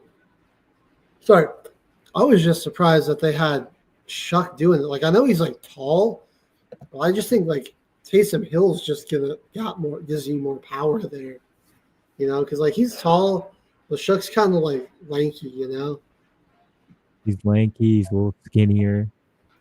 Why would you go like a powerful runner like Hill? And again, like, his breakaway speed is nothing like Taysom Hill either. Yeah. Like, in this game, we stayed in it the whole time. Horrible start. 16-0. Couldn't do anything in the first half. I was thinking, like, man, let's get Rattler back in there. But we just stuck it through. Our defense continued to make plays. We got 4 sacks in this one. Like, it really didn't look like a bad game from the defensive line. Achane cooked us. He did. But that's a lot of first half rushing yards right there. That long touchdown run he had, who's number 1 on your team? Because like they just like ran right past him. So Alontae Taylor. Yeah, bro that might just be how fast Devon Achane is, though, because that guy's really good in the run support. No, I think he straight up got out of Achane's way. Like he didn't even. Well, that's awesome. Yeah, I sent you. I sent you an angle of it. Like I don't know if you had seen it yet, but he just like jumped out of the way. It's like that one video of that kid in high school who like runs down and runs support, and he just like runs past the running back and kind of like throws his arm out like he tried to tackle him because I didn't want to make any contact. I know, because later they tried to run that same exact run play, and you know who blew it up? Danny Stutzman, the rookie, came in there from NC State. They ran literally that same exact outside zone, and he came and blew it up. He read that play instantly, laid a big hit on Devon Achane, and they had to punt that drive, which led to that Olave score. So we had big plays happen from our defense all day. Demario Davis still looking like a leader out there. Freaking, how was he, like 36, dude? Kool-Aid was making Tula pay for just throwing a meatball deep down the field. That was a pretty good interception that he had. He made some nice plays. I like Vele, man. Those eight grabs for 93 yards in the touchdown. This game really this was our most complete game of the year in just that second half. Like, in all 3 phases, we made good plays. We made our field goals, our extra points, recovered an onside kick, and we were successful in the red zone, even though we threw a pick 6 on the 2-point conversion. We scored 6 points instead of having to kick a field goal on every single drive. Felt like first half, we saw the missed opportunities that were there. Second half, the Dolphins kept giving them to us, and we finally were able to answer. Just stinks that it had to come down to a stupid tush push. I feel like if we take our deep shot to the end zone right there on second down instead of third down, we pick up that first and the drive continues. I think we might win that game if we don't call that. But I mean, I like it though. There's no time left in the game. You're barely in the red zone, backs against the wall. Take a shot. Take a shot.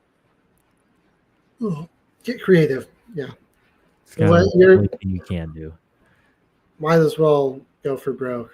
Rip it. Like, what else you got to lose? Just have some we're fun. 2-10. NFL's posting that the Saints are eliminated from playoff contention. I was like, hey, man, I knew that 12 weeks ago. I just want to know who we're drafting. Hey, the race, you're looking good to stay in the top 5 pick conversation there. Yeah, right now it's us. After the Titans, it's us, the Giants. Oh, the Giants are ahead of us because we beat them. So we're third. We would be the third pick of the draft right now. What about the Raiders? Would they be? Yeah, they're also 2-10. Well, I think they would also be at the 4th pick because they beat the Patriots in week 1. That's true. So they probably have a little bit better opponent win percentage. And they beat the Titans. All right. Who even knows right there? Well, yeah, who knows? We'll see when we get to the end of the season. I mean, I think you guys can try to build some momentum and lock up a top 5 pick. Things will be all right. All right. So let's head back to Thanksgiving. Toyota-thon, man, was popping off against this Detroit defense. That was getting healthier, too. I mean, they were getting some guys back from injury. Terry and Arnold was finally, and DJ Reed coming back and getting it back into the lineup there, but it did not matter, man. Love was really good. Besides from the fumble he had, and I was just kind of getting strip sacked. It's a tough one to avoid. Yeah, dude, he carried them. Tavian Wicks having like a career day with 6 balls, 94 yards and 2 touchdowns. Love threw 4 TDs. It was a QB duel, man. Like Jared Goff was pretty good himself, and 256 and 2 touchdowns. Both teams ran the ball pretty well.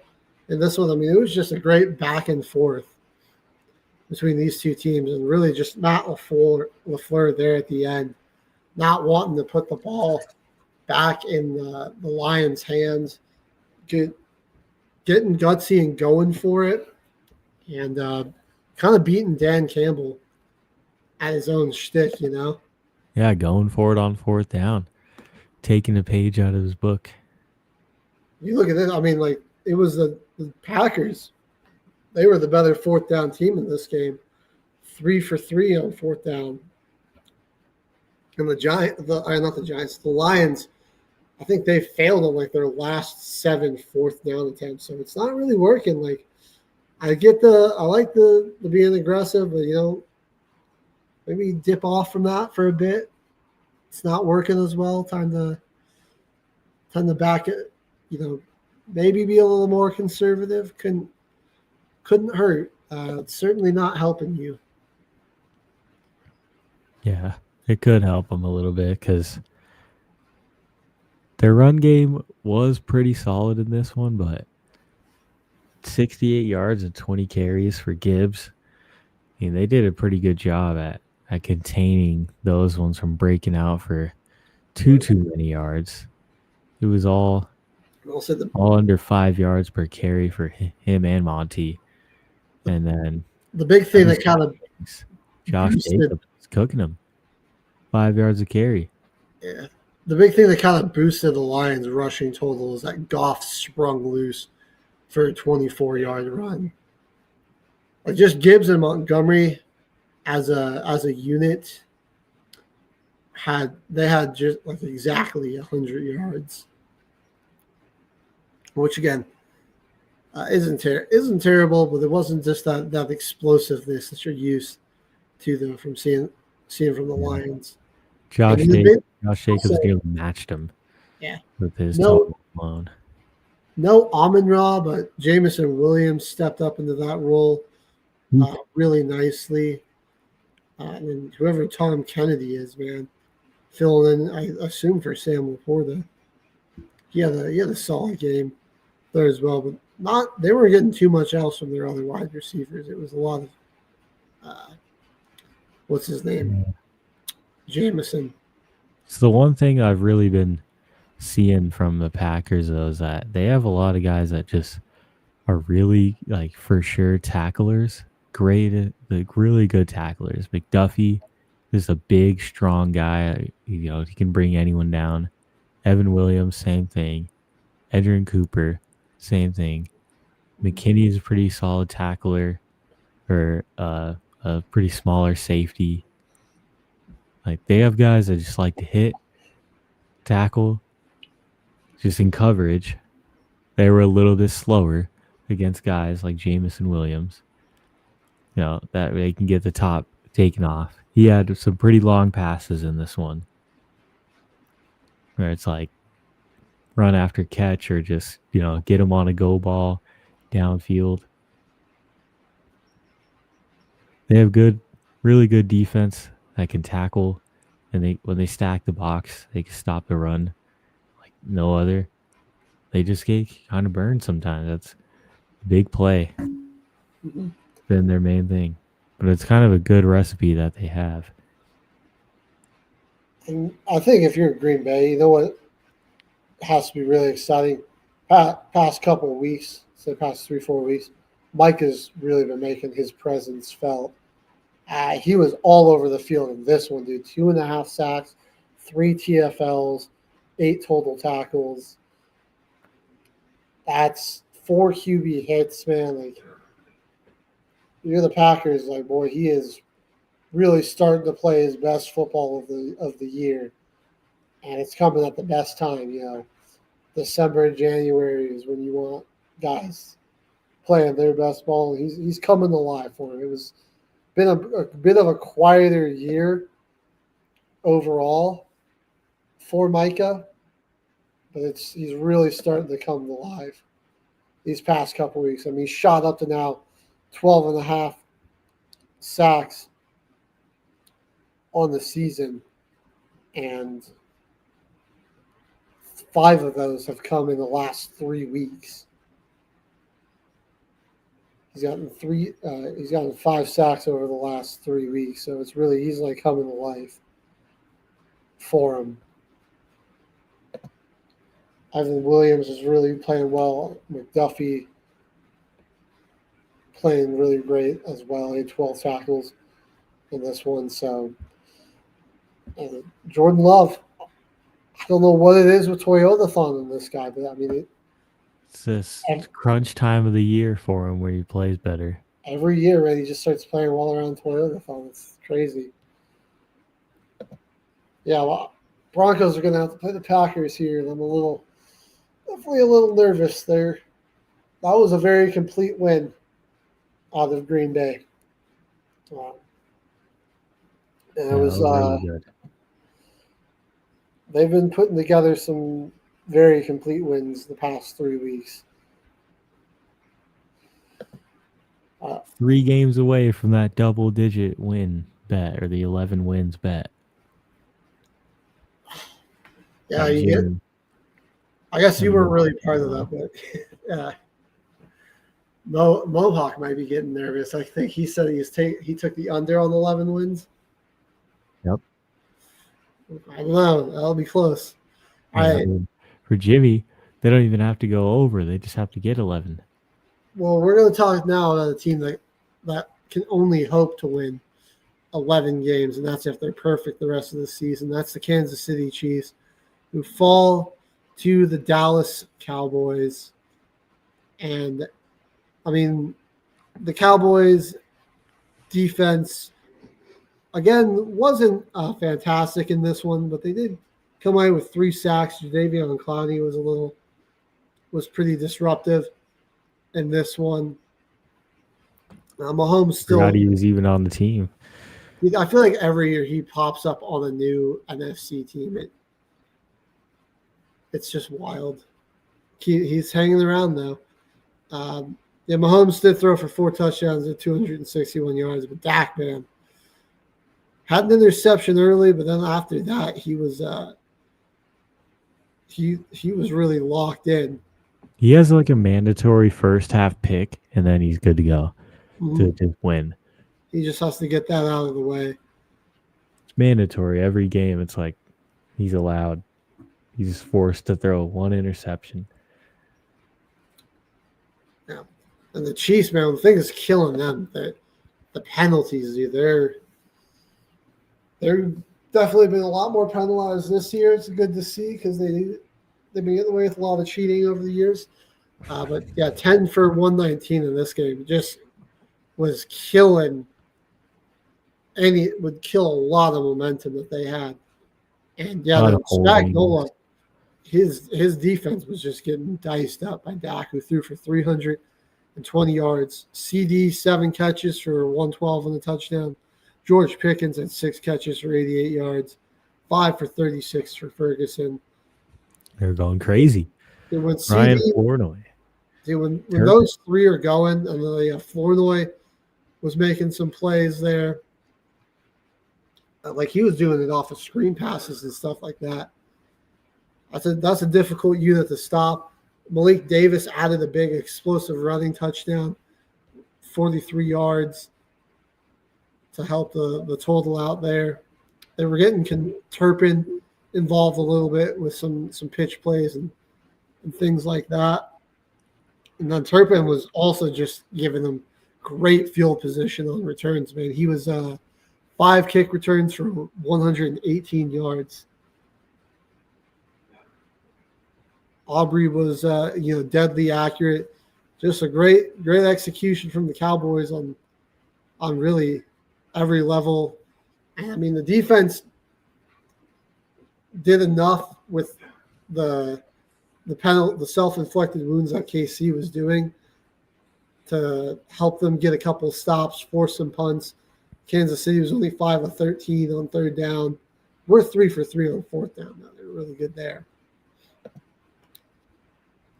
The defense did just enough while the offense and special teams cooked. And with how explosive Dallas is offensively, the defense could do just enough and maybe get just enough stops. That's just enough that they need to beat you. It's been working out for them the past couple of weeks. Yeah, they can certainly be a dangerous unit. 3 straight wins for them coming out of the bye.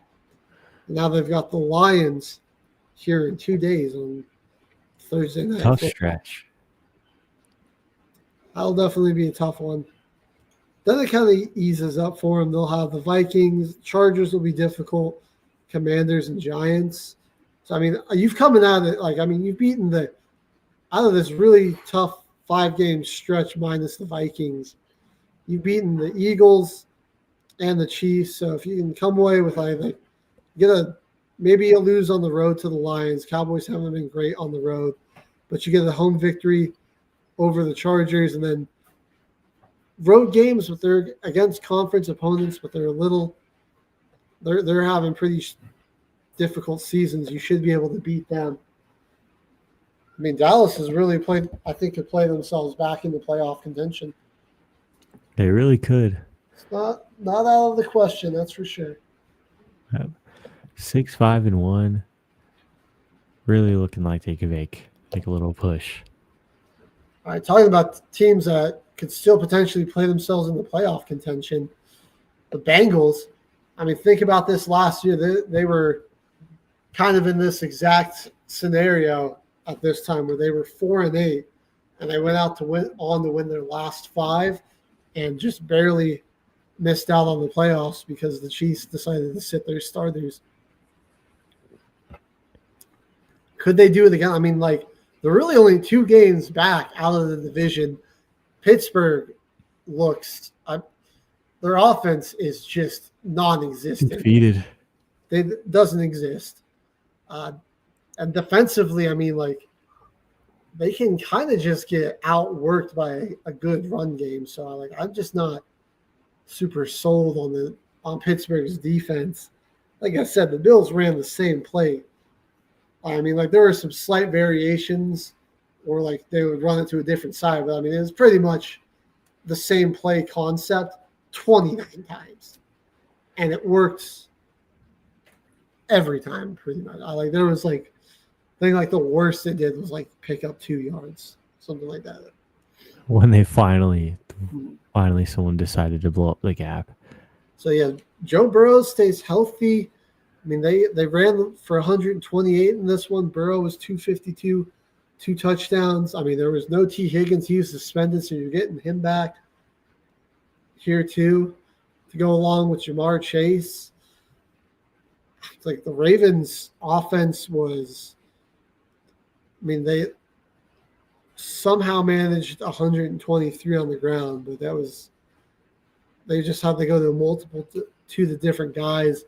Were not very safe with the football. I mean, they turned it over 5 times. They fumbled going into the end zone with Isaiah Likely. I mean, Lamar that one was just tough because Lamar just dropped one. John Harbaugh might be getting fired, and yeah, the Ravens defense definitely still has some issues that they need to address. that Isaiah Likely fumble was just rough because just reach the ball out with 2 hands and don't let go of the ball, or don't let anyone try to peanut punch you from behind while you're just trying to reach the ball forward. I don't know why he even tried to reach it out there. Like, do you not feel the defenders behind you? Like, just tuck that to your body, man. I think he thought he was going into the end zone because, like, Jordan Battle knocked it out. Like, he chased him down, and like it's likely he was trying to reach it out. Like, Battle hit his arm, and so he definitely knocked that out. Just tuck it up. Clear day in that replay. Worst case is you're tackled down at the 1 as long as you secure the ball. But like with all your momentum, if they're going to tackle you, you're probably just going to end up falling forward into the end zone anyways. I think he's going to be a lot smaller than you. You're tight end. And you got a DB chasing you from behind. Should be able to just fall with him into the end zone. But that's rough. This was like his best game of the year, too, Isaiah Likely. 8 catches, 95 yards. Would have had a touchdown if that didn't happen. But, I mean, that's his top game of the year. I got to say, I'm liking what I'm seeing from some of these guys on Cincinnati's defense. Jordan Battles has probably been their best defensive player all year, but Dax Hill's been playing better the past couple weeks. Geno Stone's been making some plays in the secondary. Joseph Osai, he was a menace in this one. He hit Lamar, had 4 QB hits and 2 sacks. Him and BJ Hill on the interior were a problem. I think Trey Hendrickson was out with an injury in this one as well. And so despite that, Cincinnati's defense looked really good. So see who their remaining schedules against. Because, I mean, I think they got the Ravens one more time. I mean, you look at where they're at in their division. They got the Ravens one more time. They're 3-1 in their division. Their only losses to the Steelers 2 weeks ago. But they've beaten the Browns once. They did beat the Steelers once. They beat the Ravens once. So they've got 2 home games coming up against the Ravens and Browns. They have the Bills next week. That'll be really tough. But I mean, if you can win that, if Baltimore continues to struggle, you can beat Baltimore the week after that. Then you've got Miami, Arizona, and Cleveland. Yep. Dang. No. They really got a pretty good chance this year. It's not going to – I don't think it'll come down to the last Sunday of the year like it did last year. I think they do have to beat Buffalo. Like they can't afford to lose that. They're going to have to win out.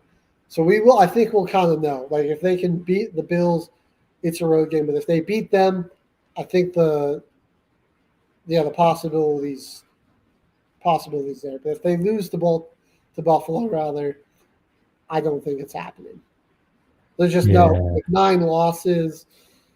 I mean, unless Baltimore and Pittsburgh have, if they win out after losing to the Bills, because Baltimore and Pittsburgh have some all-time collapses, that's the only way I see it in. But like, regardless, I think they just have to win the division. You know, you're looking at the playoff picture. I mean, you've like the South has 3 potential teams that could make it. The West has 3 potential teams that can make it. The East is going to have 2 teams. So I mean, you're looking at probably only 1 team out of the North. You've got 3. I mean, you've got 4 8-4 teams right now. 2 a 10-2 and 11-2 team. 7-5 team that's definitely in the mix, and then a couple of 3 6-6 teams that are still playing for their postseason berth. All right, should we jump over here to Friday football? Yeah, man, because this one was crazy. Yeah. The Bears got a 7th round running back, Monin guy. He's turning out to be something special for him. Dude, the combo of Monangai and Swift, man, these guys rushed for 255 yards and 2 touchdowns combined. 281 yards as a team for Chicago and 47 carries, dude. And I thought that would be the struggle for Chicago, is trying to run against that defensive front. But, dude, they were just – I mean, Jalen Carter and Jordan Phillips, I mean, they were just non-factors in this one. Or Jordan Davis made some plays. But, yeah, like guys like Phillips, Carter, Jalex Hunt, even Ajomo, I mean, all really got neutralized in this one, man. Yeah. And Reed Blankenship and the Kobe Dean were making a lot of tackles. And there were only 2 TFLs in this one. Caleb only got sacked twice. The Bears just controlled this game. I mean, they just did whatever they wanted up front, it felt like. I mean, you were just seeing huge holes open up for Chicago. 39 minutes of possession in this one. Yeah, it was all kind of leading up on that run game, dude. 154 passing yards for Caleb. Only needed to complete 17 passes. I mean, again, like Caleb's been still pretty inaccurate, but I feel like he's not really putting the ball in harm's way. And I mean, he's making some throws when it counts. So, with how often your defense can generate takeaways, and like if you like, this is definitely a run first type of team. That's what we should be expecting from Ben Johnson, man. This was a statement victory to me though, because like I didn't expect this from Dennis Allen, man. Yeah, because this is like a playoff defense right here, and they're really proving that they're the number 1 seed in the NFC just because of their defense, dude. They got Kevin Byard. Did I think this game was going to be defensive? He's got 6 picks. Nashawn Wright, 2nd in the league in picks, and he got a fumble recovery in this one.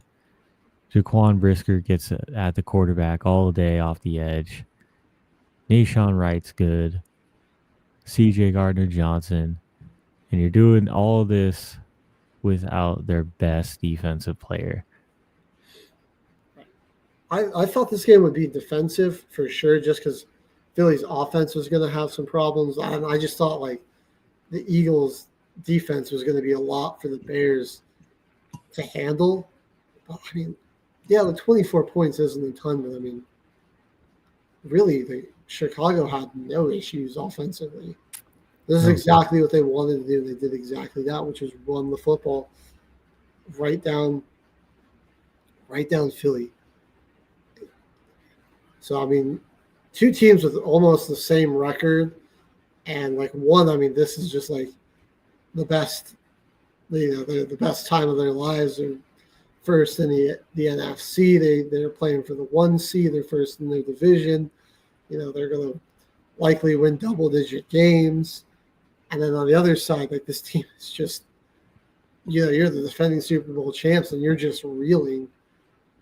You're like, I mean, like, what's wrong with this game? You're like, what's wrong with the defense? Like, you can't run the football at all, really. I mean, I think Hurts was fairly good in this one, 230, 2 touchdowns and to 1 pick. Finally getting Jaylen Brown involved, or AJ Brown involved, and it's just not. It's not translating to any success. And I mean, now Dallas is kind of climbing up on you. They beat you. They got a game on you now, and they're only really 2 games back. Yeah.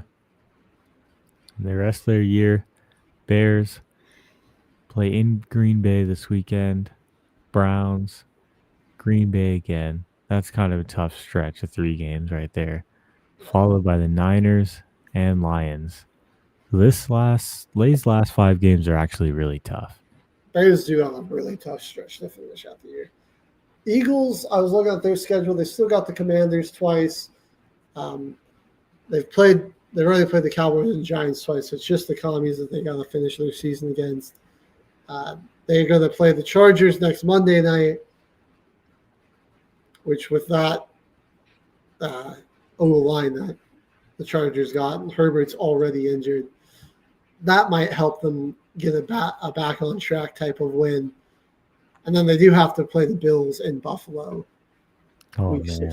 So, I mean, besides that, though, you got the Commanders and, like, the Raiders as your other competition. So it's not – they should be able to close out. And, I mean, I could see them only losing, like, 1 more game realistically. I think they can probably beat L.A. Again, with how good that defensive front is. Their only real loss that I think that I could see happening is maybe the Bills. So don't panic just yet, Philly fans. But I definitely see see why you're concerned that happened, because I was like that kind of had like a playoff type of atmosphere and feel to it. It was like a cold, kind of poor weather game. I don't think it was really raining, but it was overcast. It's chilly. There was a lot of wind, and I mean, the game like that, yeah, like you want to be able to run the football, and you could not do that. Yeah. Okay. A couple of, I guess you could call them blowouts to really touch on. First, the 49ers. Yeah, they got after Shedeur Sanders. He actually had to leave for a second with an injury. And the Browns did a fair job of running the football, gave 138 yards. But, yeah, I think, what's his name? Robert Saleh is just too good of a defensive coordinator. Yeah, and he got way too young of a team. He just really was putting a lot of difficult looks on Sanders. And, like, he's got this defense playing really well despite all the injuries and despite them being down their top 2 plays. And they're kind of getting healthier. You know, like Mufasa has been back. Pinnock getting healthier. Diamador Lenore. You got Upton Stout's back in the lineup. Cleveland Farrell had a good game in this one, coming away with 2 sacks. And then that's the perfect spot to be in right now to make that last second push. I mean, like, I think the Niners, regardless, they're going to be in the playoffs. It'll just be like what their seeding is going to be. I mean, they'll probably be around like the 5 or 6 seed. Definitely, yeah, be a wild card team. They kind of struggle to run the ball, but again, like the defense just made some plays for them. And Brock put together a couple of solid drives. So right now, 9-4. That is a good commanding win. Wasn't nothing electric that jumped out to you on the stat sheet.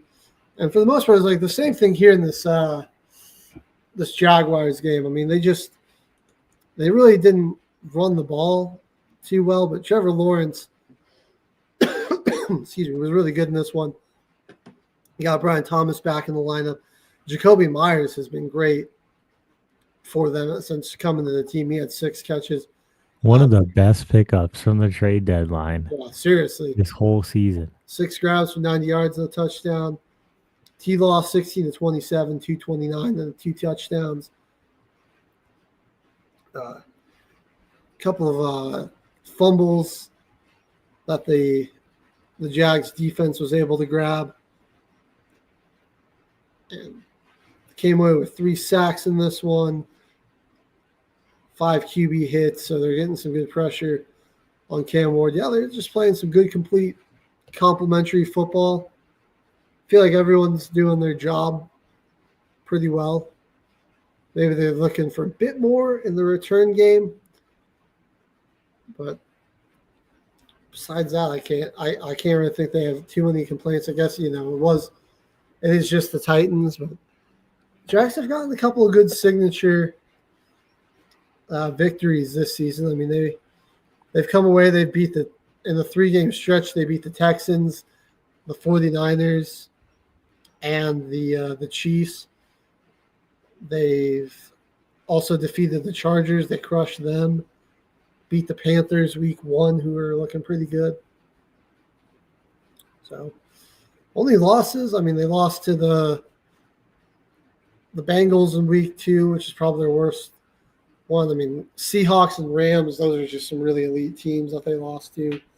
They played the Seahawks close. The Rams kind of destroy them. And then Seahawks. That might be a game for later on, second in the division. Once we get over to their game against the Vikings. Get over the NFC West more. But they've been putting together some good games, the Jags. Yeah. Well, let me jump over that Seattle game because, 25-3, not too much to talk about in that one. I mean, Jacksonville just kind of controlled that whole time. And same here with this 26-0 victory. I mean, Darnold was 14-26 for 128 yards. You held Jackson Smith and Jigba the 2 catches for 23 yards. So it's like, oh, well, surely that's a really good defensive performance. Surely we at least were close. Nope, you lost 26-0 because Brosmer threw for only 126 yards and 4 interceptions. And your top receiver, Justin Jefferson, he had 2 catches for 4 yards. The Seahawks defense from Max Brosner, they had 4 receptions for 121 yards and a touchdown. Poor Max Brosner, dude. Yeah. Thrown to the Wolves in this game. People were saying, oh, that's good. He's like going to be the next Brock Purdy. I saw some comparisons to Brady, which was like also incredibly disrespectful to Drew Bledsoe, comparing him to J.J. McCarthy. Bledsoe was he was a good quarterback before he got hurt. And it was just unfortunate that the guy that ended up replacing him turned out to be the greatest quarterback to ever play the game. But Bledsoe was still a dog. We should not be out here comparing J.J. McCarthy and Max Brosner to those 2 guys. Yeah, no. I don't know what we were doing. But Minnesota fans they're hanging on by a thread after what the season they got to have last year compared to this year. I mean, got to be able to protect your quarterback. Justin Jefferson furious, man. Like, I wouldn't be surprised if he requests a trade at this point, going into the offseason, dude. I don't know what Minnesota is going to do at their QB position because Carson Wentz is done for the year. Who are your Brosmer, McCarthy? I don't know what else you really got. There's not even anyone. Let's go and get Jake Hayner, Minnesota. You can get him off our practice squad. Bam. There you go. Yeah, maybe try to sign somebody off the practice squad. That is going to be your best bet. Like, Seattle didn't really do it. Like, they got shut down for the most part defensively. They were sacked 4 times. We're able to come This was a away blitzing game right there. Yeah, all day long. A lot of blitzes on both sides. I mean, a number of turnovers. Brosmer had the 4 picks. They also fumbled in this one, but the Seahawks lost 2 fumbles as well. So it wasn't like the Vikings defense wasn't generating turnovers. Each team was just absolutely atrocious on 3rd down. But one team's defense was just more swarming and brutal than the other. That was really the difference in that one. All right.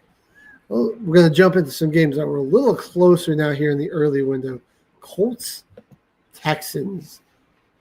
Texans are looking scary. I called it, man, on the pick 'em. I was like, I think Texans defense is going to make Danny Dimes a little uncomfortable.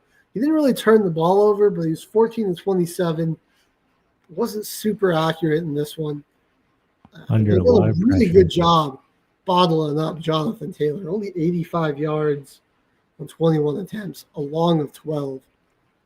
This, I think, might be the best defense in the league. They're just Easily. they're big, they're fast. I mean, they can just really they can just man up with you and get pressure with 4. They've got they're great against the run. They honestly could still win the division too. Like, let's look at who they still got, because they're 1-1 with the Jags. They've beaten the Titans and Colts at least once. They played the Titans twice. They have. So they beat the Titans twice. Yeah. They beat the Titans twice. So that's. Oh, they already have. Yeah, their only division loss is week 3 to Jacksonville. After that, they've been undefeated in the division. I mean, after starting 0-3, they've gone 7-2, with their only losses to the Seahawks and the Broncos. For 2 pretty good teams. Yeah. We really could see 3 AFC South teams in the playoffs, and that's not what I expected. Next Sunday night, they got a tough one against the Chiefs, but dude, the Chiefs O-line has been fairly good in pass protection, but dude, they don't have a lot of big receivers, dude. That's where the big difference with a lot of these cornerbacks in Houston is, they got some big, strong corners that can just bully your receivers. They can press. Yeah. They can press and hold them at the line long enough for the pressure to get there. Houston's defensive philosophy isn't complicated schemes and confusion. It's just beating. No, it's just we're stronger than you, hit harder, and we're going to tackle you. We're stronger, we're faster, we're going to hit you hard, and we're just going to beat you down. I'm liking it. I mean, that game's in Arrowhead. That's going to be a tough one. Chiefs have been good at home. Then you've got a home game against the Cardinals and Raiders, on the road against the Chargers, at home against the Colts. The Chargers' offensive line is going to get slaughtered against this defensive line if they don't figure something out. If Justin Herbert's even alive at that point in the season, that might be the game that kills him. They already proved they went into Indy and beat the Colts. Yeah, dude. Like The Cardinals and Raiders. I mean, those aren't serious threats to you.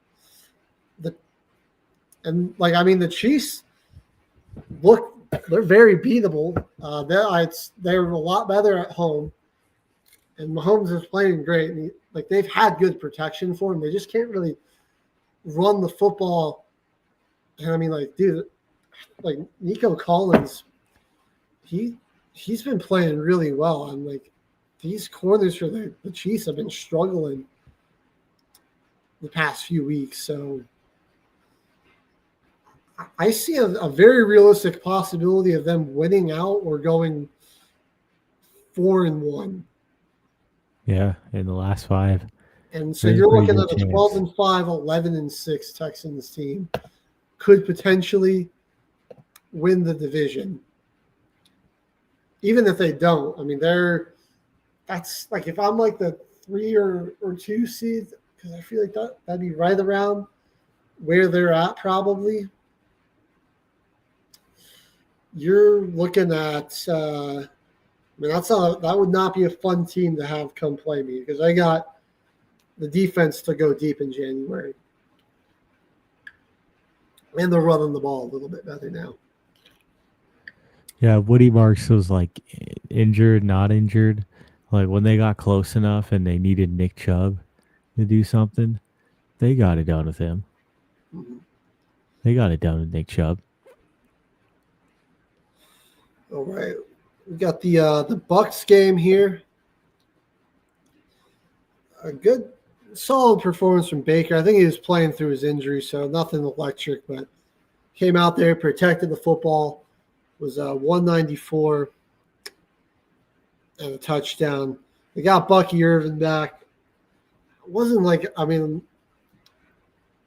wasn't a ton of yardage really for the Buccaneers in this one, but they got up to a lead and they held it.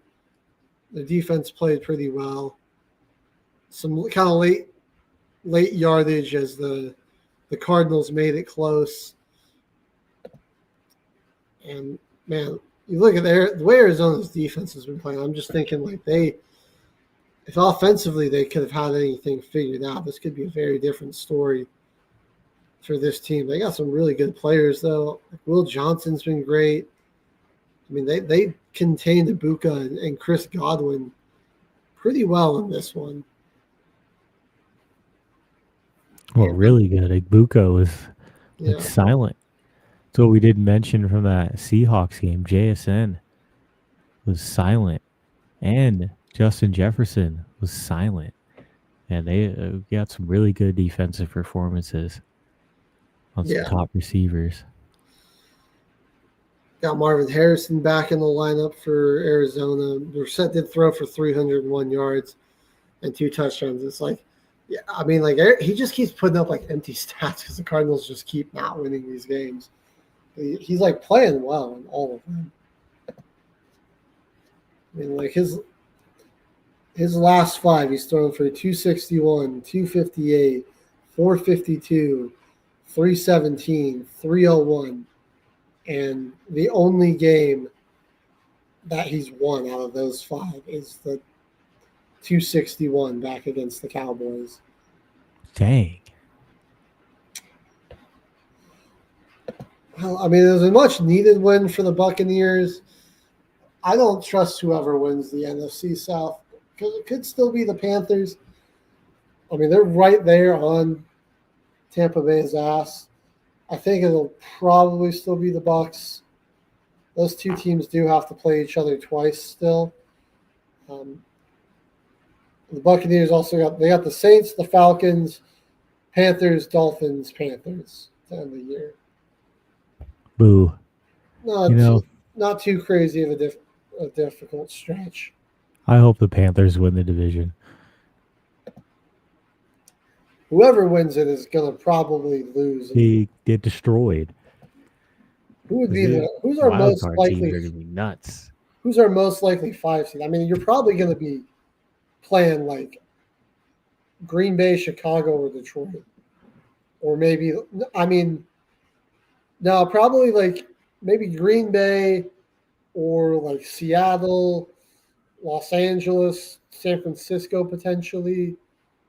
I think most likely it's either Green Bay or Seattle. I still think the Rams got a slight advantage to win out the NFC West. Yeah, like they're going to get killed by whoever that is. That's the 5 seed. It's going to be rough. Rough first round exit for the NFC South this year. They're just waiting for the Saints to build up. We can dominate the division again one day. For the second coming of Drew Brees, Tyler Shuck to finally get it going. Well, I want to talk just a little bit about this Jets game because it was a fun one, but there's not really any playoff implications. The Jets win literally just hurts them because they're getting the worst draft pick now, but it's also the Jets. What do they know about utilizing their draft picks? But yeah, it's a good back and forth game.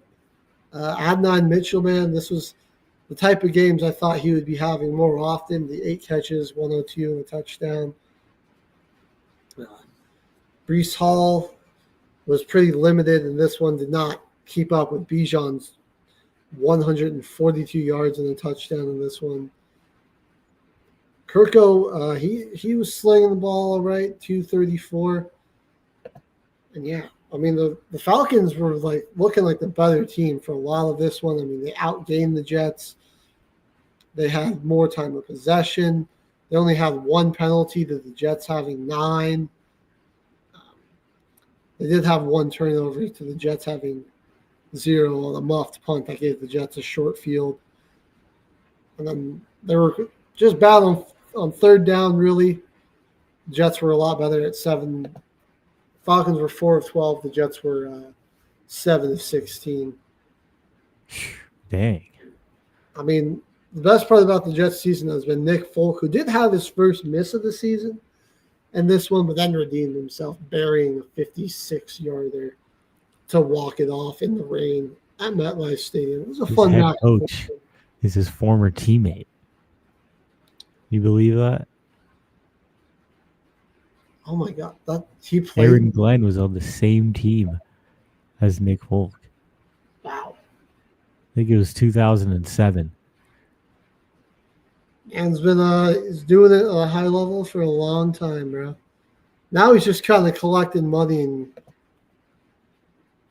just getting to look really good as he buries field goals for the Jets. I mean, he's 95%, basically 96% on the season after the 1 miss. And he is 100% on extra points. So they got him with that announcer jinx mentioning that he hadn't missed yet. I know, and then he missed. Yeah. That's just criminal. Also, the Jets got a huge kick return on Isaiah Williams. That was a big field position flipper as well. Fun. It's a fun early window game with some drama late, even though ultimately on the scope of the NFL season, it's not going to have much effect.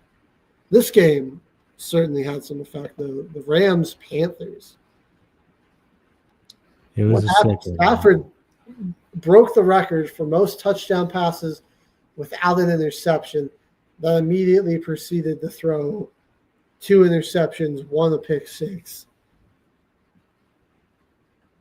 And then Bryce Young did just on 4th down, just dotting people up, finding Jalen Coker.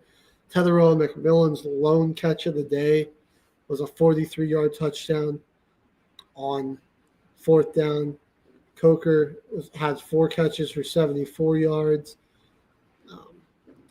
Chuba Hubbard kind of took back the backfield. Rico was really bottled up on 18 carries for 58 yards. He did have 2 receptions. Same with Chuba. Those guys both caught 2 passes. Chuba had a receiving touchdown. Derek Brown with the big forced fumble late. I mean, it wasn't like Stafford and the Rams were bad. I mean, they ran for 152 yards. Stafford was 243 for 2 touchdowns with the 2 interceptions, 18-28. Puka had an incredible one-handed catch. That was insane. Xavier Smith, never heard of this guy, but he kind of came out of nowhere. Devontae Adams' touchdown streak was continuing with 2 touchdowns in this one. But yeah, I mean, ultimately the Panthers they were able to make the big plays on 4th down. And they were 3 of 3 on 4th down, 7 of 15 on 3rd down.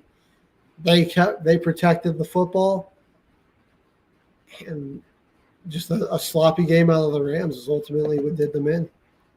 Oh yeah, they got it running pretty well. Corum had a nice day, and Tyrone Williams had a nice day, but couldn't get a stop.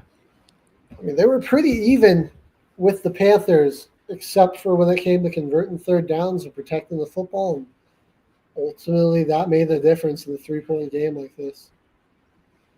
And then Derek Brown, that guy's having a monster season, flying under the radar. But he's been so huge for them. 5th-year guy out of Auburn. He's got 4 sacks, 21 tackles, a forced fumble. Doesn't have his pass deflections on here. Here we go. He's got 7 of those on the year. And let's see, where's TFLs? ESPN, give me the guys TFLs. That's where he's been really making a big tackle. difference. Yeah, he's really good in the run. On the run game, he's made it hard for teams to run on this guy.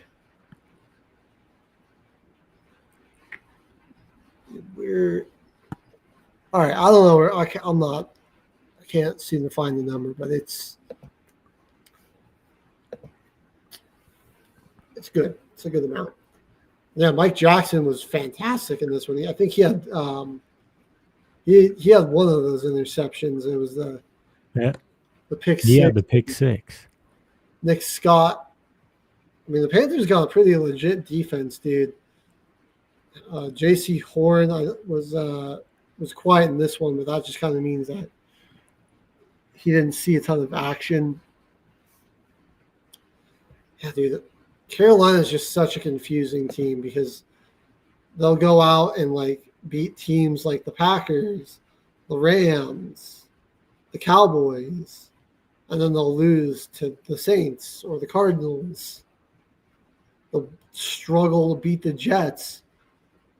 Yeah, really bipolar. But then blow out the Falcons. All over the place. I think the whole time they've been playing pretty good football, though, even in the games that they've lost.